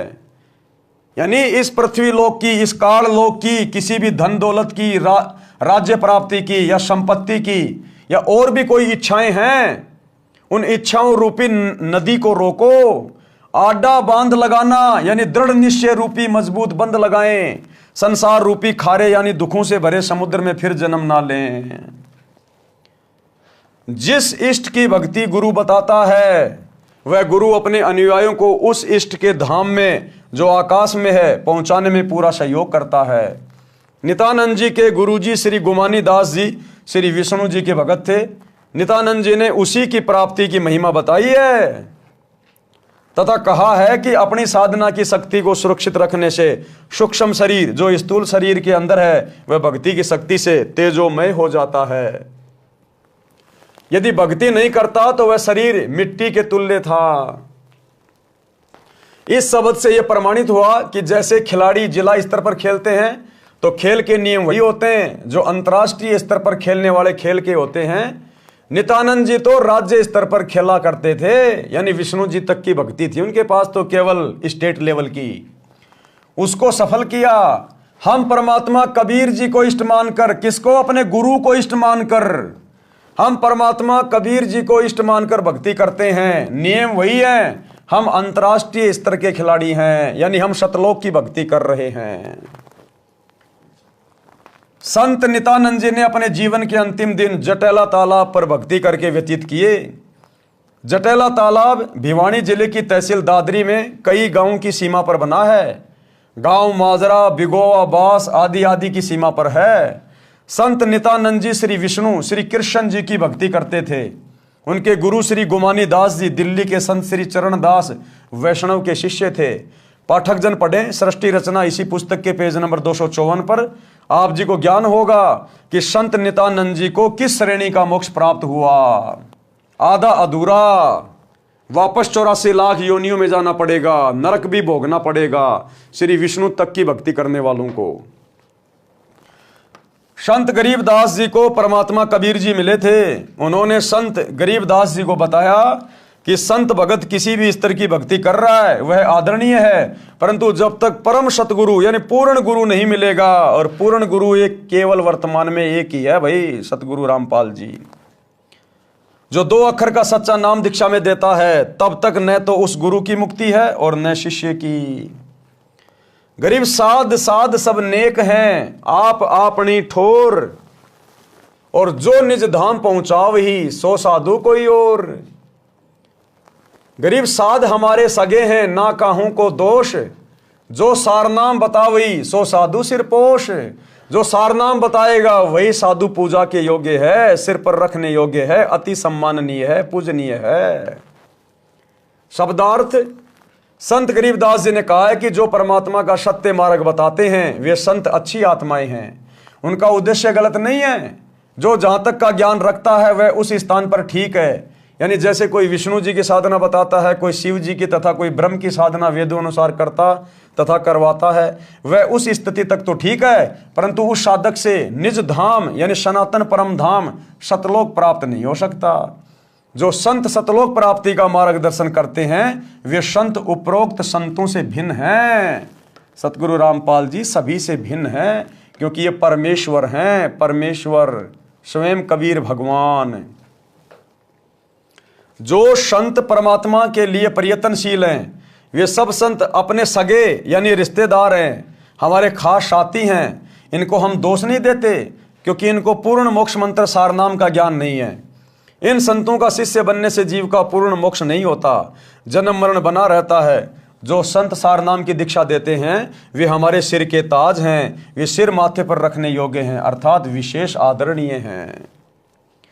श्री विष्णु जी का स्वयं जन्म मरण रहता है, तो उपासक को वह मोक्ष नहीं मिल सकता। जो गीता अध्याय 15 श्लोक 4 में कहा है कि तत्वदर्शी संत से तत्व ज्ञान प्राप्ति के पश्चात परमेश्वर के उस परम पद की खोज करनी चाहिए, जहां जाने के पश्चात भगत फिर लौटकर संसार में कभी नहीं आता।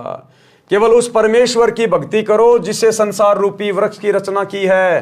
किस परमेश्वर की? उस परमेश्वर की भक्ति करो जिसने संसार रूपी वृक्ष की रचना की है। संसार का विस्तार जिनसे हुआ है, सारी सृष्टि के रचनहार सतगुरु रामपाल जी भगवान। हिंदू समाज के गुरुजन कहते हैं कि गीता का ज्ञान श्री कृष्ण जी ने अर्जुन को सुनाया। श्री कृष्ण जी श्री विष्णु जी का अवतार यानी स्वयं विष्णु जी माने जाते हैं। श्रीमद् भगवत गीता के अध्याय 4 श्लोक 5 में गीता बोलने वाले ने कहा है कि हे अर्जुन, तेरे और मेरे बहुत जन्म हो चुके हैं। अगर कोई ये मानता है कि गीता का ज्ञान श्री कृष्ण जी ने कहा है, तो श्री कृष्ण जी मतलब श्री विष्णु जी। तो गीता अध्याय 4 श्लोक 5 में तो वो खुद स्वीकार कर रहे हैं कि अर्जुन, तेरे और मेरे तो बहुत जन्म हो चुके हैं, तू भी जन्म मृत्यु में और मैं भी जन्म और मृत्यु में। तो भला विष्णु जी की साधना करके, श्री कृष्ण जी की साधना करके उनके भगत कैसे जन्म मरण से छुटकारा पा सकते हैं? श्रीमद् भगवत गीता के अध्याय 4 श्लोक 5 में गीता बोलने वाले ने कहा है कि हे अर्जुन, तेरे और मेरे बहुत जन्म हो चुके हैं, तू नहीं जानता, मैं जानता हूं।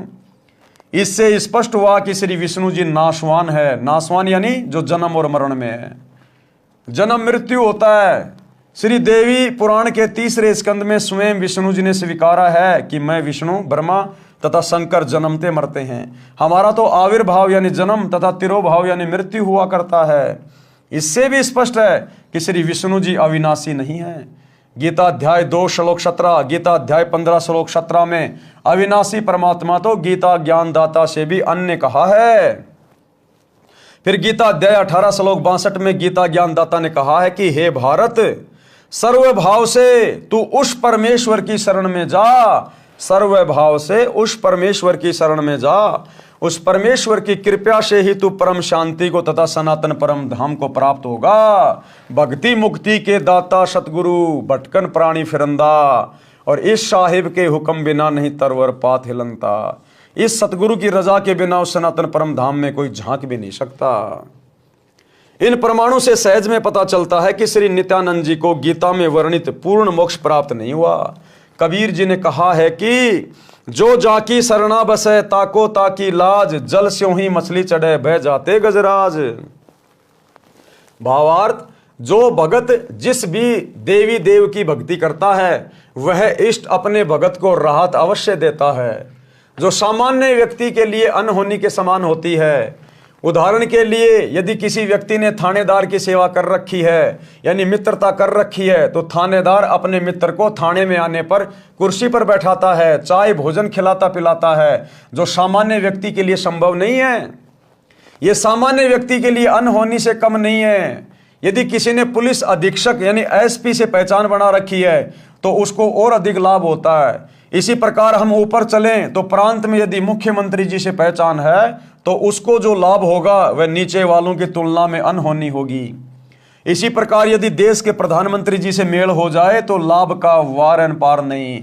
इसी प्रकार यदि सत्य पुरुष कबीर परमात्मा सतगुरु रामपाल जी की भक्ति मिल जाए तो यहाँ की नीचे की शक्तियां तो हमें वो दे ही नहीं सकती जो ये परमात्मा दे देगा, फिर तो हमारे वारे न्यारे हो जाएंगे।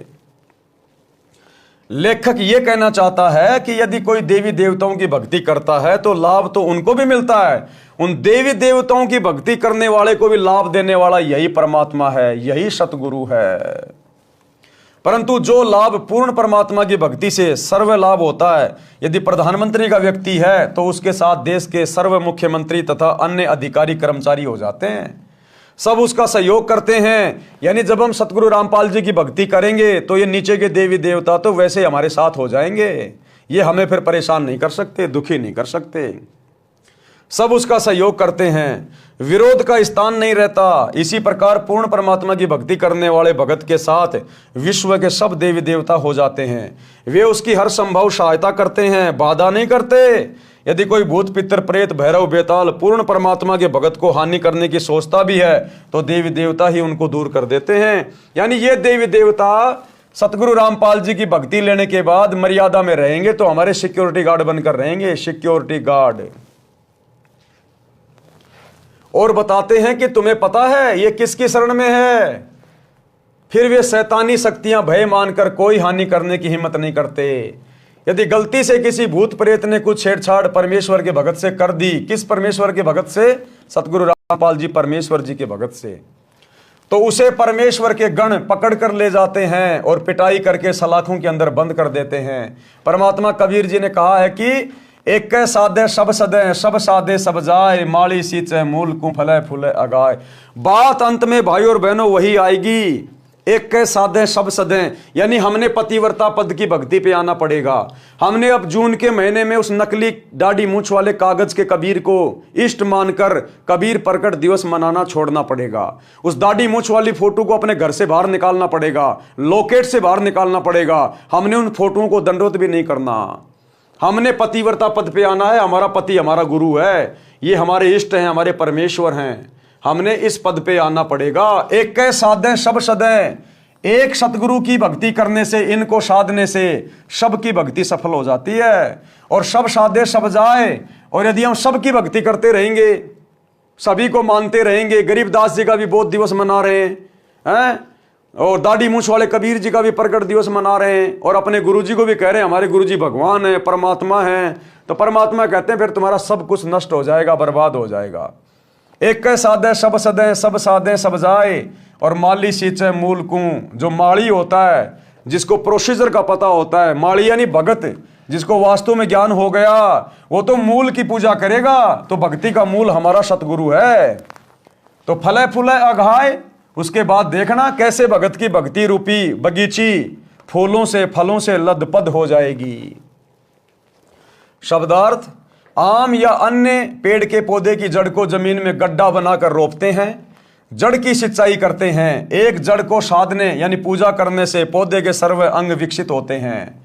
पौधा अच्छी तरह फलता फूलता है। पौधा पेड़ बनकर छाया, लकड़ी तथा फल देता है। यदि उस पौधे की शाखाओं को जमीन में गड्ढे में रोपकर सब शाखाओं की सिंचाई करेंगे और मूल की सिंचाई नहीं करेंगे तो सब कुछ नष्ट हो जाएगा। जगत वाले भाई बहनों को समझाने के लिए गुरुदेव कह रहे हैं, यदि सतगुरु की शरण में आने के बाद आपने उन पहले वाले देवी देवताओं को पूजना जारी रखा तो समझो आप तो पेड़ को टहनियों की ओर से जमीन में गाड़ रहे हो, और आप तो पेड़ की टहनियों में पानी डाल रहे हो, खाद डाल रहे हो, वो पेड़ सूख जाएगा। आपने पेड़ की जड़ में खाद पानी डालना पड़ेगा। जिससे आपने भक्ति ली है, जो आपका सतगुरु है, वो इस भक्ति रूपी पेड़ की जड़ है। जैसा सतगुरु कहे हमने वही भक्ति करनी है, वैसी करनी है, तब हमारा ये भक्ति रूपी पेड़ फलेगा फूलेगा। यदि पौधे की शाखाओं को जमीन में गड्ढे में रोपकर सब शाखाओं की पूजा करेंगे और मूल की सिंचाई नहीं करेंगे तो सब कुछ नष्ट हो जाएगा। माली यानी पौधा रोपण का जानकार, जिसे माली कहते हैं, वह मूल की ओर से पौधे को जमीन में लगाता है, मूल की सिंचाई करता है, लाभ लेता है। इसी प्रकार तत्वदर्शी संत संसार रूपी पौधे की मूल यानी परम अक्षर ब्रह्म को इष्ट मानकर पूजा करता तथा करवाता है। वह उस एक की पूजा करके सर्व देवों को साध लेता है। सभी देवता उसी सत्य पुरुष की आज्ञा में चलते हैं, साधक का कार्य सिद्ध करते हैं। यदि सब देवों की पूजा करेंगे तो सत्य पुरुष रुष्ट हो जाएगा। अगर सभी देवताओं की पूजा करेंगे तो सत्य पुरुष क्या हो जाएगा? नाराज। तो सत्य पुरुष कौन है? सतगुरु रामपाल जी। और उनके रहते सहते यदि हम गरीबदास जी का बोध दिवस मनाएंगे इस भक्ति में आने के बाद, दाढ़ी मूछ वाली मुर्दा फोटो को भगवान मान के इष्ट मान के पूजेंगे, कबीर प्रकट दिवस मनाएंगे, तो भाई परमात्मा नाराज होगा, रुष्ट होगा। यदि सब देवों की पूजा करेंगे तो सत्य पुरुष रुष्ट हो जाएगा। उसकी आज्ञा के बिना देवता कुछ नहीं कर पाते। यानी साधक की साधना शास्त्र के विरुद्ध होने के कारण कुछ लाभ नहीं मिलता। इसलिए पूर्ण परमात्मा की भक्ति करें। वर्तमान में मेरे रामपाल दास के अतिरिक्त विश्व में किसी को सत्ज्ञान नहीं है। आप आए और दीक्षा लेकर अपना तथा परिवार का कल्याण करवाएं। ये तो स्वयं सिद्ध है भाई और बहनों। ये तो मजबूरीवश गुरुदेव भगवान को बार बार अपना नाम लेके बोलना पड़ता है, क्योंकि परमात्मा कहते हैं कि हमने अपनी महिमा खुद करनी पड़ती है, स्वयं करनी पड़ती है। हमारे बारे में यहाँ दूसरा कोई नहीं जानता, इसलिए हमारी महिमा हमने आप बखानी। परमात्मा कहते हैं हमें अपनी महिमा स्वयं ही बतानी पड़ती है कि हमारे समान और किसी को ज्ञान नहीं है।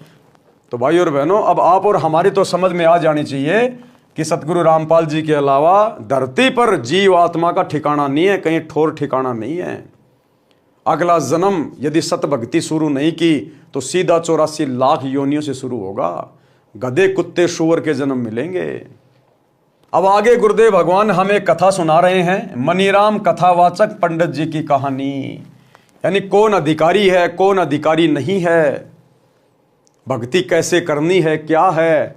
एक मनीराम नाम के पंडित जी की कथा सुना रहे हैं। मनीराम नाम का कथावाचक पंडित प्रसिद्ध था। हरियाणा के एक गांव में रामायण की कथा का आयोजन किया। रामायण की कथा अधिक से अधिक 11 दिन में संपूर्ण हो जाती है। मनीराम पंडित जी ने 30 दिन में संपूर्ण की। धन के लालच में, पैसे के लालच में कि रोज चढ़ावा आएगा। विचार किया था कि अधिक दिन कथा चलेगी तो प्रतिदिन दान आएगा, इस प्रकार अधिक दक्षिणा प्राप्त होगी। 30 दिन की कथा में मनीराम पंडित जी को 30 रुपए ही प्राप्त हुए। गांव के कुछ व्यक्तियों ने जिस दिन मनीराम ने कथा का समापन करना था उस दिन उसी समय दिल्ली से नाचने गाने वाली प्रसिद्ध नर्तिका चंपाकली का नाच गाना करा दिया। सारा गांव नाच गाना देखने सुनने उमड़ पड़ा। 2 घंटे में चंपाकली को 500 रुपए मिले और मनीराम जी को 30 दिन में कुल 30 रुपए प्राप्त हुए। पंडित जी के दुख का कोई वार पार नहीं रहा।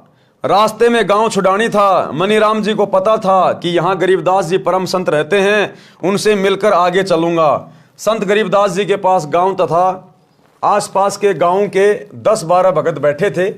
उसी समय पंडित मनीराम जी पहुंच गए। संत गरीबदास जी से राम राम किया। संत गरीबदास जी ने भी राम राम कहा तथा उचित आसन देकर बैठाया। कुशल मंगल पूछा तो मनीराम जी बोले, हे महाराज, कलयुग का पैरा यानी समय आ गया, धर्म का नाश हो लिया है, जान गेड़ा लिया, अर्थात जनता का धर्म के प्रति भाव समाप्त हो चुका है, धरती आसमान फट जाएं तो भी आश्चर्य की बात नहीं है। उपस्थित भक्तों ने पूछा कि हे पंडित जी, ऐसी क्या बात हो गई? मनीराम जी बोले कि क्या बताऊं, संत गरीबदास जी तो सब जानते हैं। भक्तों ने पूछा कि हे महाराज जी, ऐसी क्या बात हो गई जिससे पंडित जी को ठेस लगी है? संत गरीबदास जी ने कहा कि गरीब फूटी आंख विवेक की, अंधा है जगदीश, और चंपा कली को 500, मनीराम को 30। कि भाई असल राम कहानी ये है। दुख पंडित जी को इस बात का है कि इनकी इच्छा अनुसार इनको दक्षिणा नहीं मिली। भावार्थ, जिस जगदीश नाम के व्यक्ति ने जानबूझकर शरारत करके मनीराम जी की कथा के भोग लगने वाले दिन नाचने गाने वाली चंपाकली का प्रोग्राम कराया था, वह ज्ञान नेत्रहीन अंधा है। गांव के व्यक्तियों का भी विवेक, सोच विचार की आंखें फूटी हैं, यानी उन्होंने भी विचार नहीं किया कि धर्म कथा चल रही है, उसका विरोध ऐसे अभद्र तरीके से नहीं करना चाहिए था। हे भक्तों, मनीराम जी ने 11 दिन में संपूर्ण होने वाली कथा को अधिक दक्षिणा प्राप्त करने के लालचवश 30 दिन तक खींचा। गांव के कुछ शरारती व्यक्ति भी मनीराम जी के उद्देश्य से परिचित थे, जिस कारण से उन्होंने पंडित जी को सबक सिखाने के लिए नाचने वाली को बुलाकर महापाप किया है। यह सच्चाई संत गरीबदास जी के मुख से सुनकर मनीराम जी के आश्चर्य का ठिकाना नहीं था। अब मनीराम ने सोचा कि मैंने किसी को बताया नहीं, अखबार में आई नहीं, टीवी चैनल उस समय थे नहीं, और ना कोई मोबाइल थे उस समय कि भाई किसी ने गरीबदास जी को पहले बता दिया होगा। अब मनीराम ने देखा ये बात तो मुझे पता है, और मेरे दुख को, मेरे मन की बात को और ये महाराज जी जान गए, ये तो अंतर्यामी है। चरणों में गिर गया उसी समय। वह सोच रहा था कि आज 11:30 बजे भोग लगाकर मैं सीधा यहां पहुंचाऊं। संत गरीबदास जी को कैसे पता चला? ये तो परमात्मा है। भाई, जब संत गरीबदास जी परमात्मा हो सकते हैं तो सतगुरु रामपाल जी के परमात्मा होने में फिर क्या संदेह है? वही सेम टू सेम लीला गरीबदास जी ने की, वही सेम टू सेम लीला सतगुरु रामपाल जी कर रहे हैं। गरीबदास जी भी हरियाणा में आए, सतगुरु रामपाल जी भी हरियाणा में आए। गरीबदास जी भी जाट किसान परिवार में, सतगुरु रामपाल जी भी जाट किसान परिवार में। गरीबदास जी ने भी शादी करने की लीला की, सतगुरु रामपाल जी ने भी शादी करने की लीला की। गरीबदास जी के भी 6 संतान, सतगुरु रामपाल जी के भी 4 संतान। और गरीबदास जी भी सामान्य वेशभूषा में, सतगुरु रामपाल जी भी सामान्य वेशभूषा में। और शरीर छोड़ने के बाद में लोगों को पता चला, जब उनकी चिता से अस्थियां नहीं मिली, तब पता चला ये तो परमात्मा है। परमात्मा तो वही लीला तो सतगुरु रामपाल जी भगवान कर रहे हैं। गरीबदास जी ने वो ग्रंथ साहिब लिखा, सतगुरु रामपाल जी उसी ग्रंथ साहिब का, जिसमें पूरे विश्व की भाषाओं का समावेश है, आज उसका खुलासा कर रहे हैं। तो भाई इनके परमात्मा होने में फिर क्या संदेह हो गया? ये तो कॉमन सेंस की बात है। संत गरीबदास जी को कैसे पता चला ये तो परमात्मा है? सब जानते हैं। मनीराम आसन से उठा और संत गरीबदास जी के चरणों में गिर गया और बोला, प्रभु आपने सच कहा है कि मैंने भी लालचवश कथा को लंबा खींचा था। आप तो जानी जान हो, हे प्रभु धर्म कर्म तथा जीने की सच्ची राह दिखाइए। तब संत गरीबदास जी ने सत्संग करके उस पुण्यात्मा मनीराम जी को बताया कि फिर मनीराम जी को परमात्मा ने कथा सुनाई, उसको सत्य से परिचित कराया कि पंडित जी तुम कथा करने के अधिकारी नहीं हो। अरे द्वापर युग में राजा परीक्षित को 7 दिन की भागवत की कथा सुनाने के लिए जब कहा गया कि भाई 7 दिन बाद इसको तक्षक नाग डसेगा और 7 दिन तक इसकी सुरती ऊपर के लोकों में लगाओ, बैकुंठ में लगाओ इसको भागवत की कथा सुना के, क्योंकि जहां आशा तां बाशा होई, मन कर्म वचन सुमरियो सोई। वो कथा इसलिए सुनाई जा रही थी ताकि इसका ध्यान ऊपर जाए, यही राजपाट में बेटा बेटियों में ना रहे, नहीं तो यहीं पे कुत्ता बन के आएगा वापस। तो उस समय पूरी पृथ्वी पर द्वापर युग में भागवत की कथा करने के लिए कोई पंडित सामने नहीं आया। वेद व्यास जी जिन्होंने खुद वो लिखी थी, उन्होंने भी हाथ खड़े कर दिए कि भैया मैं ये कथा करने का अधिकारी नहीं। और आज ये ऐरे गहरे नथु बैरे, जिनके सिर ना पैर, जिनके ज्ञान का कोई सिर ना पैर हैं, ये धीरेन्द्र शास्त्री, अनिरुद्धाचार्य, देवकीनंदन ठाकुर, प्रेमानंद, हैं, ये दुनिया भर के लोग ले लेके भागवत और ये कथाएं कर रहे हैं। अरे द्वापर युग में किसी पंडित ने हाँ नहीं भरी, किसी धर्म गुरु ने हाँ नहीं भरी, और तुम कलयुग के पंडितों जानते कुछ भी नहीं, ABCD भी नहीं जानते भक्ति और भगवान की।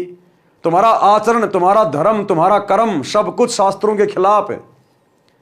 तुम्हारा भगवान शास्त्रों के खिलाफ है, तुम्हारी पूजा पाठ की पद्धति शास्त्रों के खिलाफ है, तुम्हारे मूल मंत्र शास्त्रों के खिलाफ है। तुम कहां से अधिकारी हो जो ले लेके पोथियां बैठ जाते हो, आश्रम खोल खोल के बैठ गए, दुनिया को लूट रहे हो, ठग रहे हो, भक्ति और भगवान से दूर कर रहे हो, काल की गोद में नरक में भेज रहे हो। जब द्वापर में कोई अधिकारी नहीं था। हे मनीराम जी, आप पाठ करके जनता से धन लेते हो, ये आप पर ऋण बनता है, भार चढ़ रहा है, इसको ब्याज समेत लौटाना पड़ता है। अगले जन्म में जिन जिन से कथा करके तुम ये पैसा ले रहे हो ना, उन भक्तों के घरों में गाय बनना पड़ेगा, भैंस बनना पड़ेगा, बैल बनना पड़ेगा, ऊंट बनना पड़ेगा, सारा दिन खेतों में मेहनत करनी पड़ेगी, गधा बनना पड़ेगा, क्योंकि तुम अधिकारी नहीं हो कथा करने के। आज इस पूरी पृथ्वी पर सतगुरु रामपाल जी के अलावा किसी भी धर्मशास्त्र की कथा करने का कोई अधिकारी नहीं है, कोई भी। ये सब के सब आचार्य, शंकराचार्य, मंडलेश्वर, संत, महंत, ये घोर पाप के भागी बन रहे हैं। अगले जन्म में अपने भक्तों के घरों में गधे बनेंगे, बैल बनेंगे, ऊंट बनेंगे, सारा दिन इनको लठ मार मार के इनको खेतों में जोता जाएगा। हे मनीराम जी, आप पाठ करके जनता से धन लेते हो, ये आप पर ऋण बनता है, इसको ब्याज समेत लौटाना पड़ता है। आपको यथार्थ आध्यात्मिक ज्ञान नहीं है, आप कथा पाठ तथा सत्संग करने के अधिकारी भी नहीं हो। आपने लोगों को आकर्षित करने के लिए गले में कंठी एक तुलसी के मनके को डोरे में डालकर गले में डालते हैं, जो वैष्णव पंथ की पहचान होती है, डाल रखी है। एक माला 108 रुद्राक्ष के मणकों की डाल रखी है, जो मंत्र जाप के लिए होती है, जिसे संतजन सुमरणी कहते हैं। मस्तिष्क में तिलक लगा कर रखा है, पीले वस्त्र धारण कर रखे हैं। संत गरीबदास जी ने वाणी द्वारा समझाया कि कंठी माला सुमरणी पहनने से क्या होए, ऊपर ढूंढा साध का अंतर राख्या खोए, कि अंदर तेरे को ज्ञान दो दे लेगा नहीं है और ऊपर से तू एक नंबर का भगत बना दिखाई दे रहा है। भावार्थ, हे मनीराम जी, ऊपर के दिखावे से तो आप साधु लगते हो, यानी बाहरी आडंबर का तो ढूंढा उठा रखा है। आपकी वेशभूषा को देखकर तो भगत समाज कटकर मर जाए, परंतु अंदर गुण साधु के बिल्कुल नहीं। लालच के कारण अंतःकरण मलिन बना रखा है, साधुता खो रखी है, यानी संत भाव नहीं है। इसलिए कंठी माला सुमरणी को गले में डालने से साधु नहीं बनता।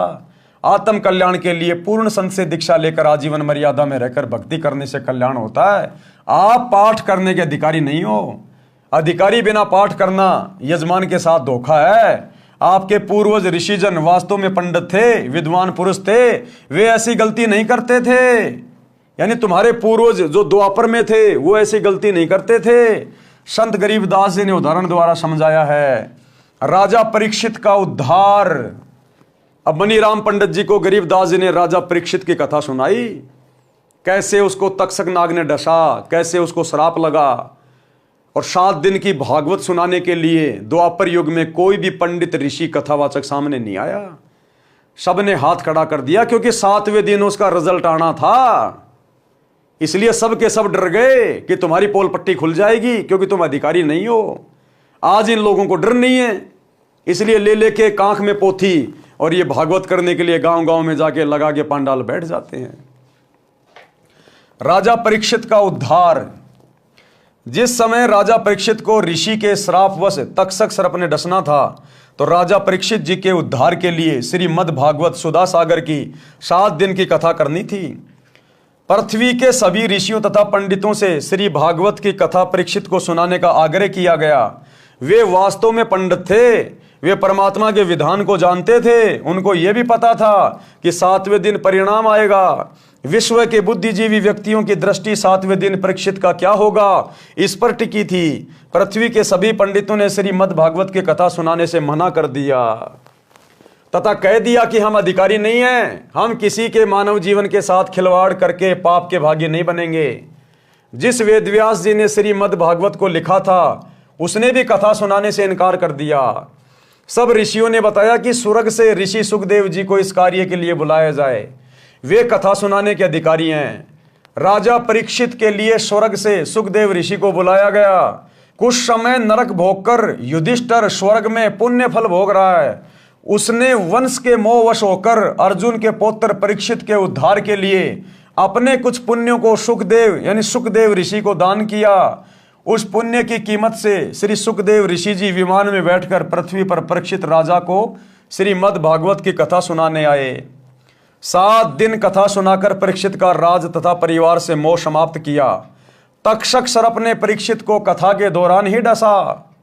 उसी समय राजा की मृत्यु हो गई, परंतु कथा सुनने से परीक्षित का ध्यान संसार से हटकर स्वर्ग के सुख में लीन था। राजा के पद पर रहते हुए परीक्षित जी ने बड़े बड़े धर्म यज्ञ किए थे, जिस कारण से उनके पुण्यों का ढेर लगा था। वाणी में परमात्मा का विधान बताया है कि कबीर, जहां आशा तां बाशा होई, यानी मरते समय जहां भी आपकी इच्छा होगी, आपकी सुरती होगी, आपकी सोच होगी, मन कर्म वचन सुमरियो सोई। कहते हैं जहां आशा तां बाशा होई, अंत समय में मृत्यु के समय में जहां आपकी इच्छा होगी वहीं आपका पुनर्जन्म होगा। इसलिए कहते हैं मन कर्म वचन परमात्मा को सुमरते रहना चाहिए। गीता अध्याय 8 श्लोक 6 में भी यही प्रमाण है कि हे भारत, परमात्मा का यह विधान है कि जो अंत समय में जिसमें भाव यानी आस्था रखकर सुमरण करता है वह उसी को प्राप्त होता है।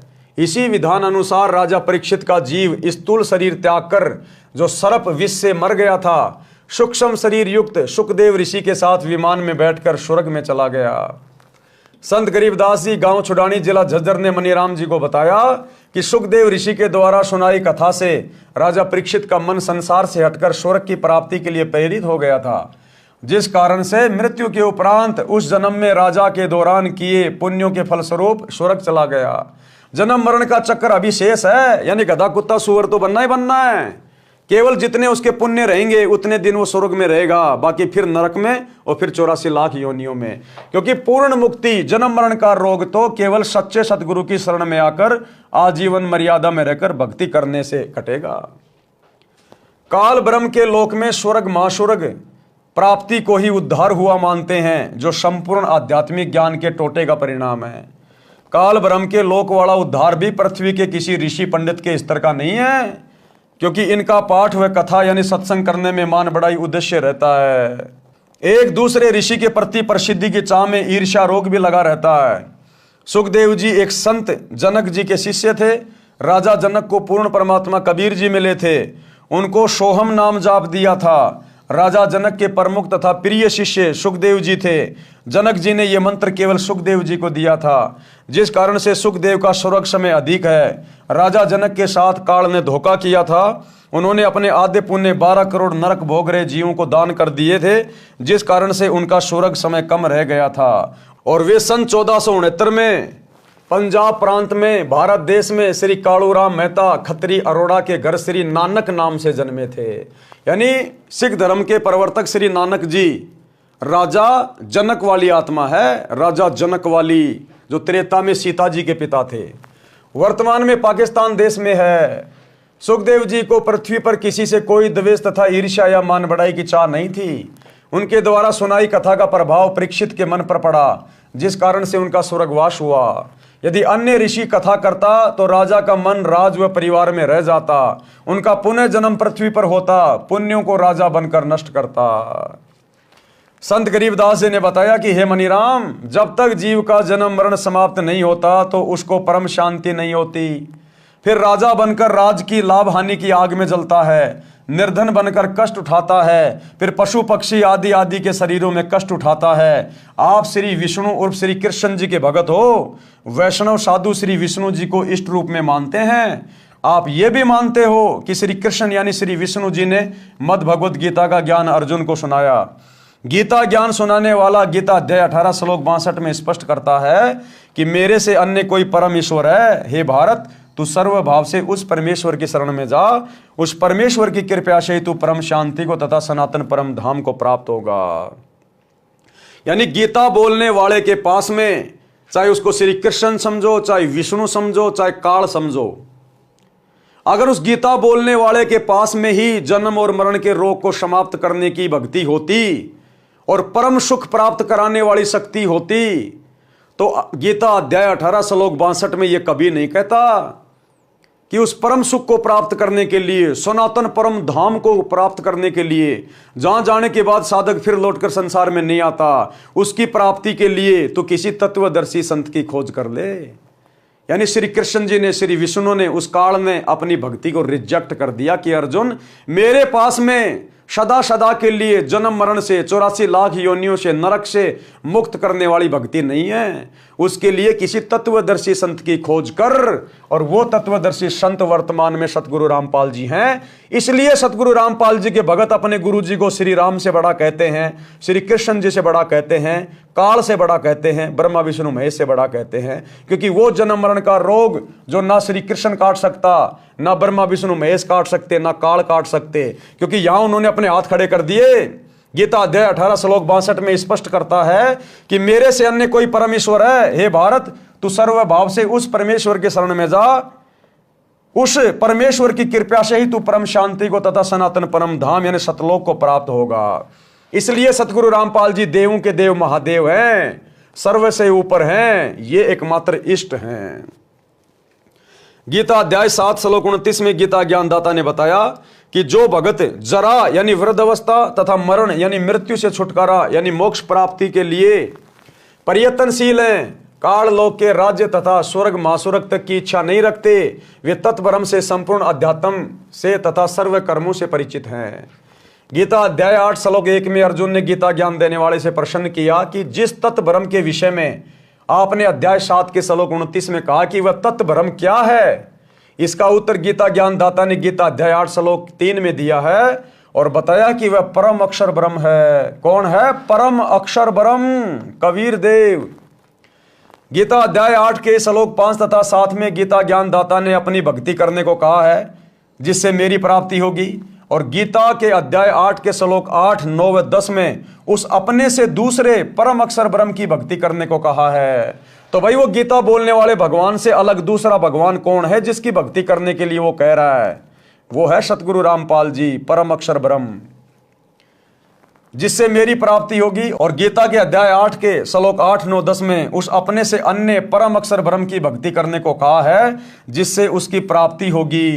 ये गीता अध्याय 8 श्लोक 9, 10 पढ़ लेना। शुरू में परमात्मा का नाम लिखा है कवि, गीता में भी परमेश्वर कबीर देव जी का नाम लिखा हुआ है। गीता अध्याय 2 श्लोक 12, अध्याय 4 श्लोक 5, अध्याय 10 श्लोक 2 में गीता ज्ञान बोलने वाले ने बताया है कि हे अर्जुन, तेरे और मेरे बहुत जन्म हो चुके हैं, आगे भी होते रहेंगे। अर्थात गीता ज्ञान देने वाला खुद जन्म और मरण में है, तो यह जन्म मरण का रोग तो सतगुरु रामपाल जी काट सकते हैं, सृष्टि में कोई दूसरा नहीं। गीता अध्याय 2 श्लोक 17 में जो अविनाशी परमात्मा कहा है तथा अध्याय 15 श्लोक 16, 17 में 3 पुरुष प्रभु बताए हैं। श्लोक 16 में क्षर पुरुष तथा अक्षर पुरुष का वर्णन है, दोनों नाशवान बताए हैं। फिर अध्याय 15 श्लोक 17 में अविनाशी परम अक्षर ब्रह्म की जानकारी बताई है। वह उत्तम पुरुष यानी सर्वश्रेष्ठ परमात्मा कहा है, वही तीनों लोकों का पालन पोषण करता है, वास्तव में अविनाशी है। गीता अध्याय 15 श्लोक 4 में गीता ज्ञान देने वाले ने स्पष्ट किया है कि तत्वदर्शी संत मिलने के पश्चात परमेश्वर के उस परम पद की खोज करनी चाहिए जहां जाने के पश्चात फिर लौटकर साधक संसार में कभी नहीं आते। अर्थात तत्वदर्शी संत की शरण में आने के बाद फिर सदा सदा के लिए जन्म मरण का रोग कट जाता है, 84 लाख योनियों का कष्ट मिट जाता है, वो साधक सदा सदा के लिए परम धाम सतलोक में चला जाता है। उस परमात्मा की ही भक्ति करनी चाहिए जिससे संसार रूपी वृक्ष की पर्वतीय विस्तार को प्राप्त हुई है, यानी जिस परमात्मा ने विश्व की रचना की है। संत गरीबदास जी ने मनीराम को बताया कि परम अक्षर ब्रह्म यानी तत्ब्रह्म की भक्ति मेरे यानी संत गरीबदास जी के पास है। उस समय गरीबदास जी के पास थी क्योंकि गरीबदास जी भी स्वयं परमात्मा थे, और वर्तमान में सतगुरु रामपाल जी के पास है क्योंकि ये स्वयं परमात्मा है, यही स्वयं गरीबदास जी हैं। यदि आप जी को पूर्ण मोक्ष करवाना है तो दीक्षा लो और कल्याण करवा लो। मनीराम जी को गीता के सर्व श्लोक कंठस्थ थे, तुरंत समझ गए और दीक्षा लेकर पाखंड त्याग कर कल्याण कराया। और वर्तमान में यदि किसी को गीता के श्लोक याद नहीं है तो सतगुरु रामपाल जी ने गीता जी को पहली कक्षा का कायदा बना दिया है। आप यूट्यूब पर जाकर उनके सत्संग सुन सकते हैं, बहुत अच्छे से गीता जी को समझ सकते हैं, चारों वेदों को समझ सकते हैं, जो कि हिंदू समाज के लिए पहाड़ से कम नहीं है। लेकिन सतगुरु रामपाल जी ने अपने तत्व ज्ञान से पुस्तकें लिखकर सत्संग बना बना कर पहली कक्षा की पुस्तकें बना दी है। इतना आसान कर दिया गीता, वेद, कुरान, पुराण, बाइबल को समझना। तो भाई और बहनों, आज के वीडियो में हम केवल इतना ही लेंगे। अगले वीडियो में पंडित की परिभाषा क्या होती है हम यहां से शुरू करेंगे। तो कल रात्रि 8 बजे सभी भाई बहन फिर से जुड़िए। तब तक गुरुदेव भगवान हम सबको आज्ञा दें, इजाजत दें, आशीर्वाद दें, सद्बुद्धि दें। बंदी छोड़ सतगुरु रामपाल जी भगवान की जय हो।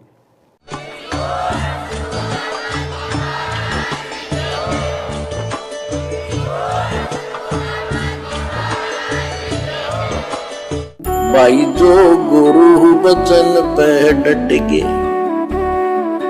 कट गे फंद 84 के, कट गे फंद 84 के, कट गे फंद 84 के।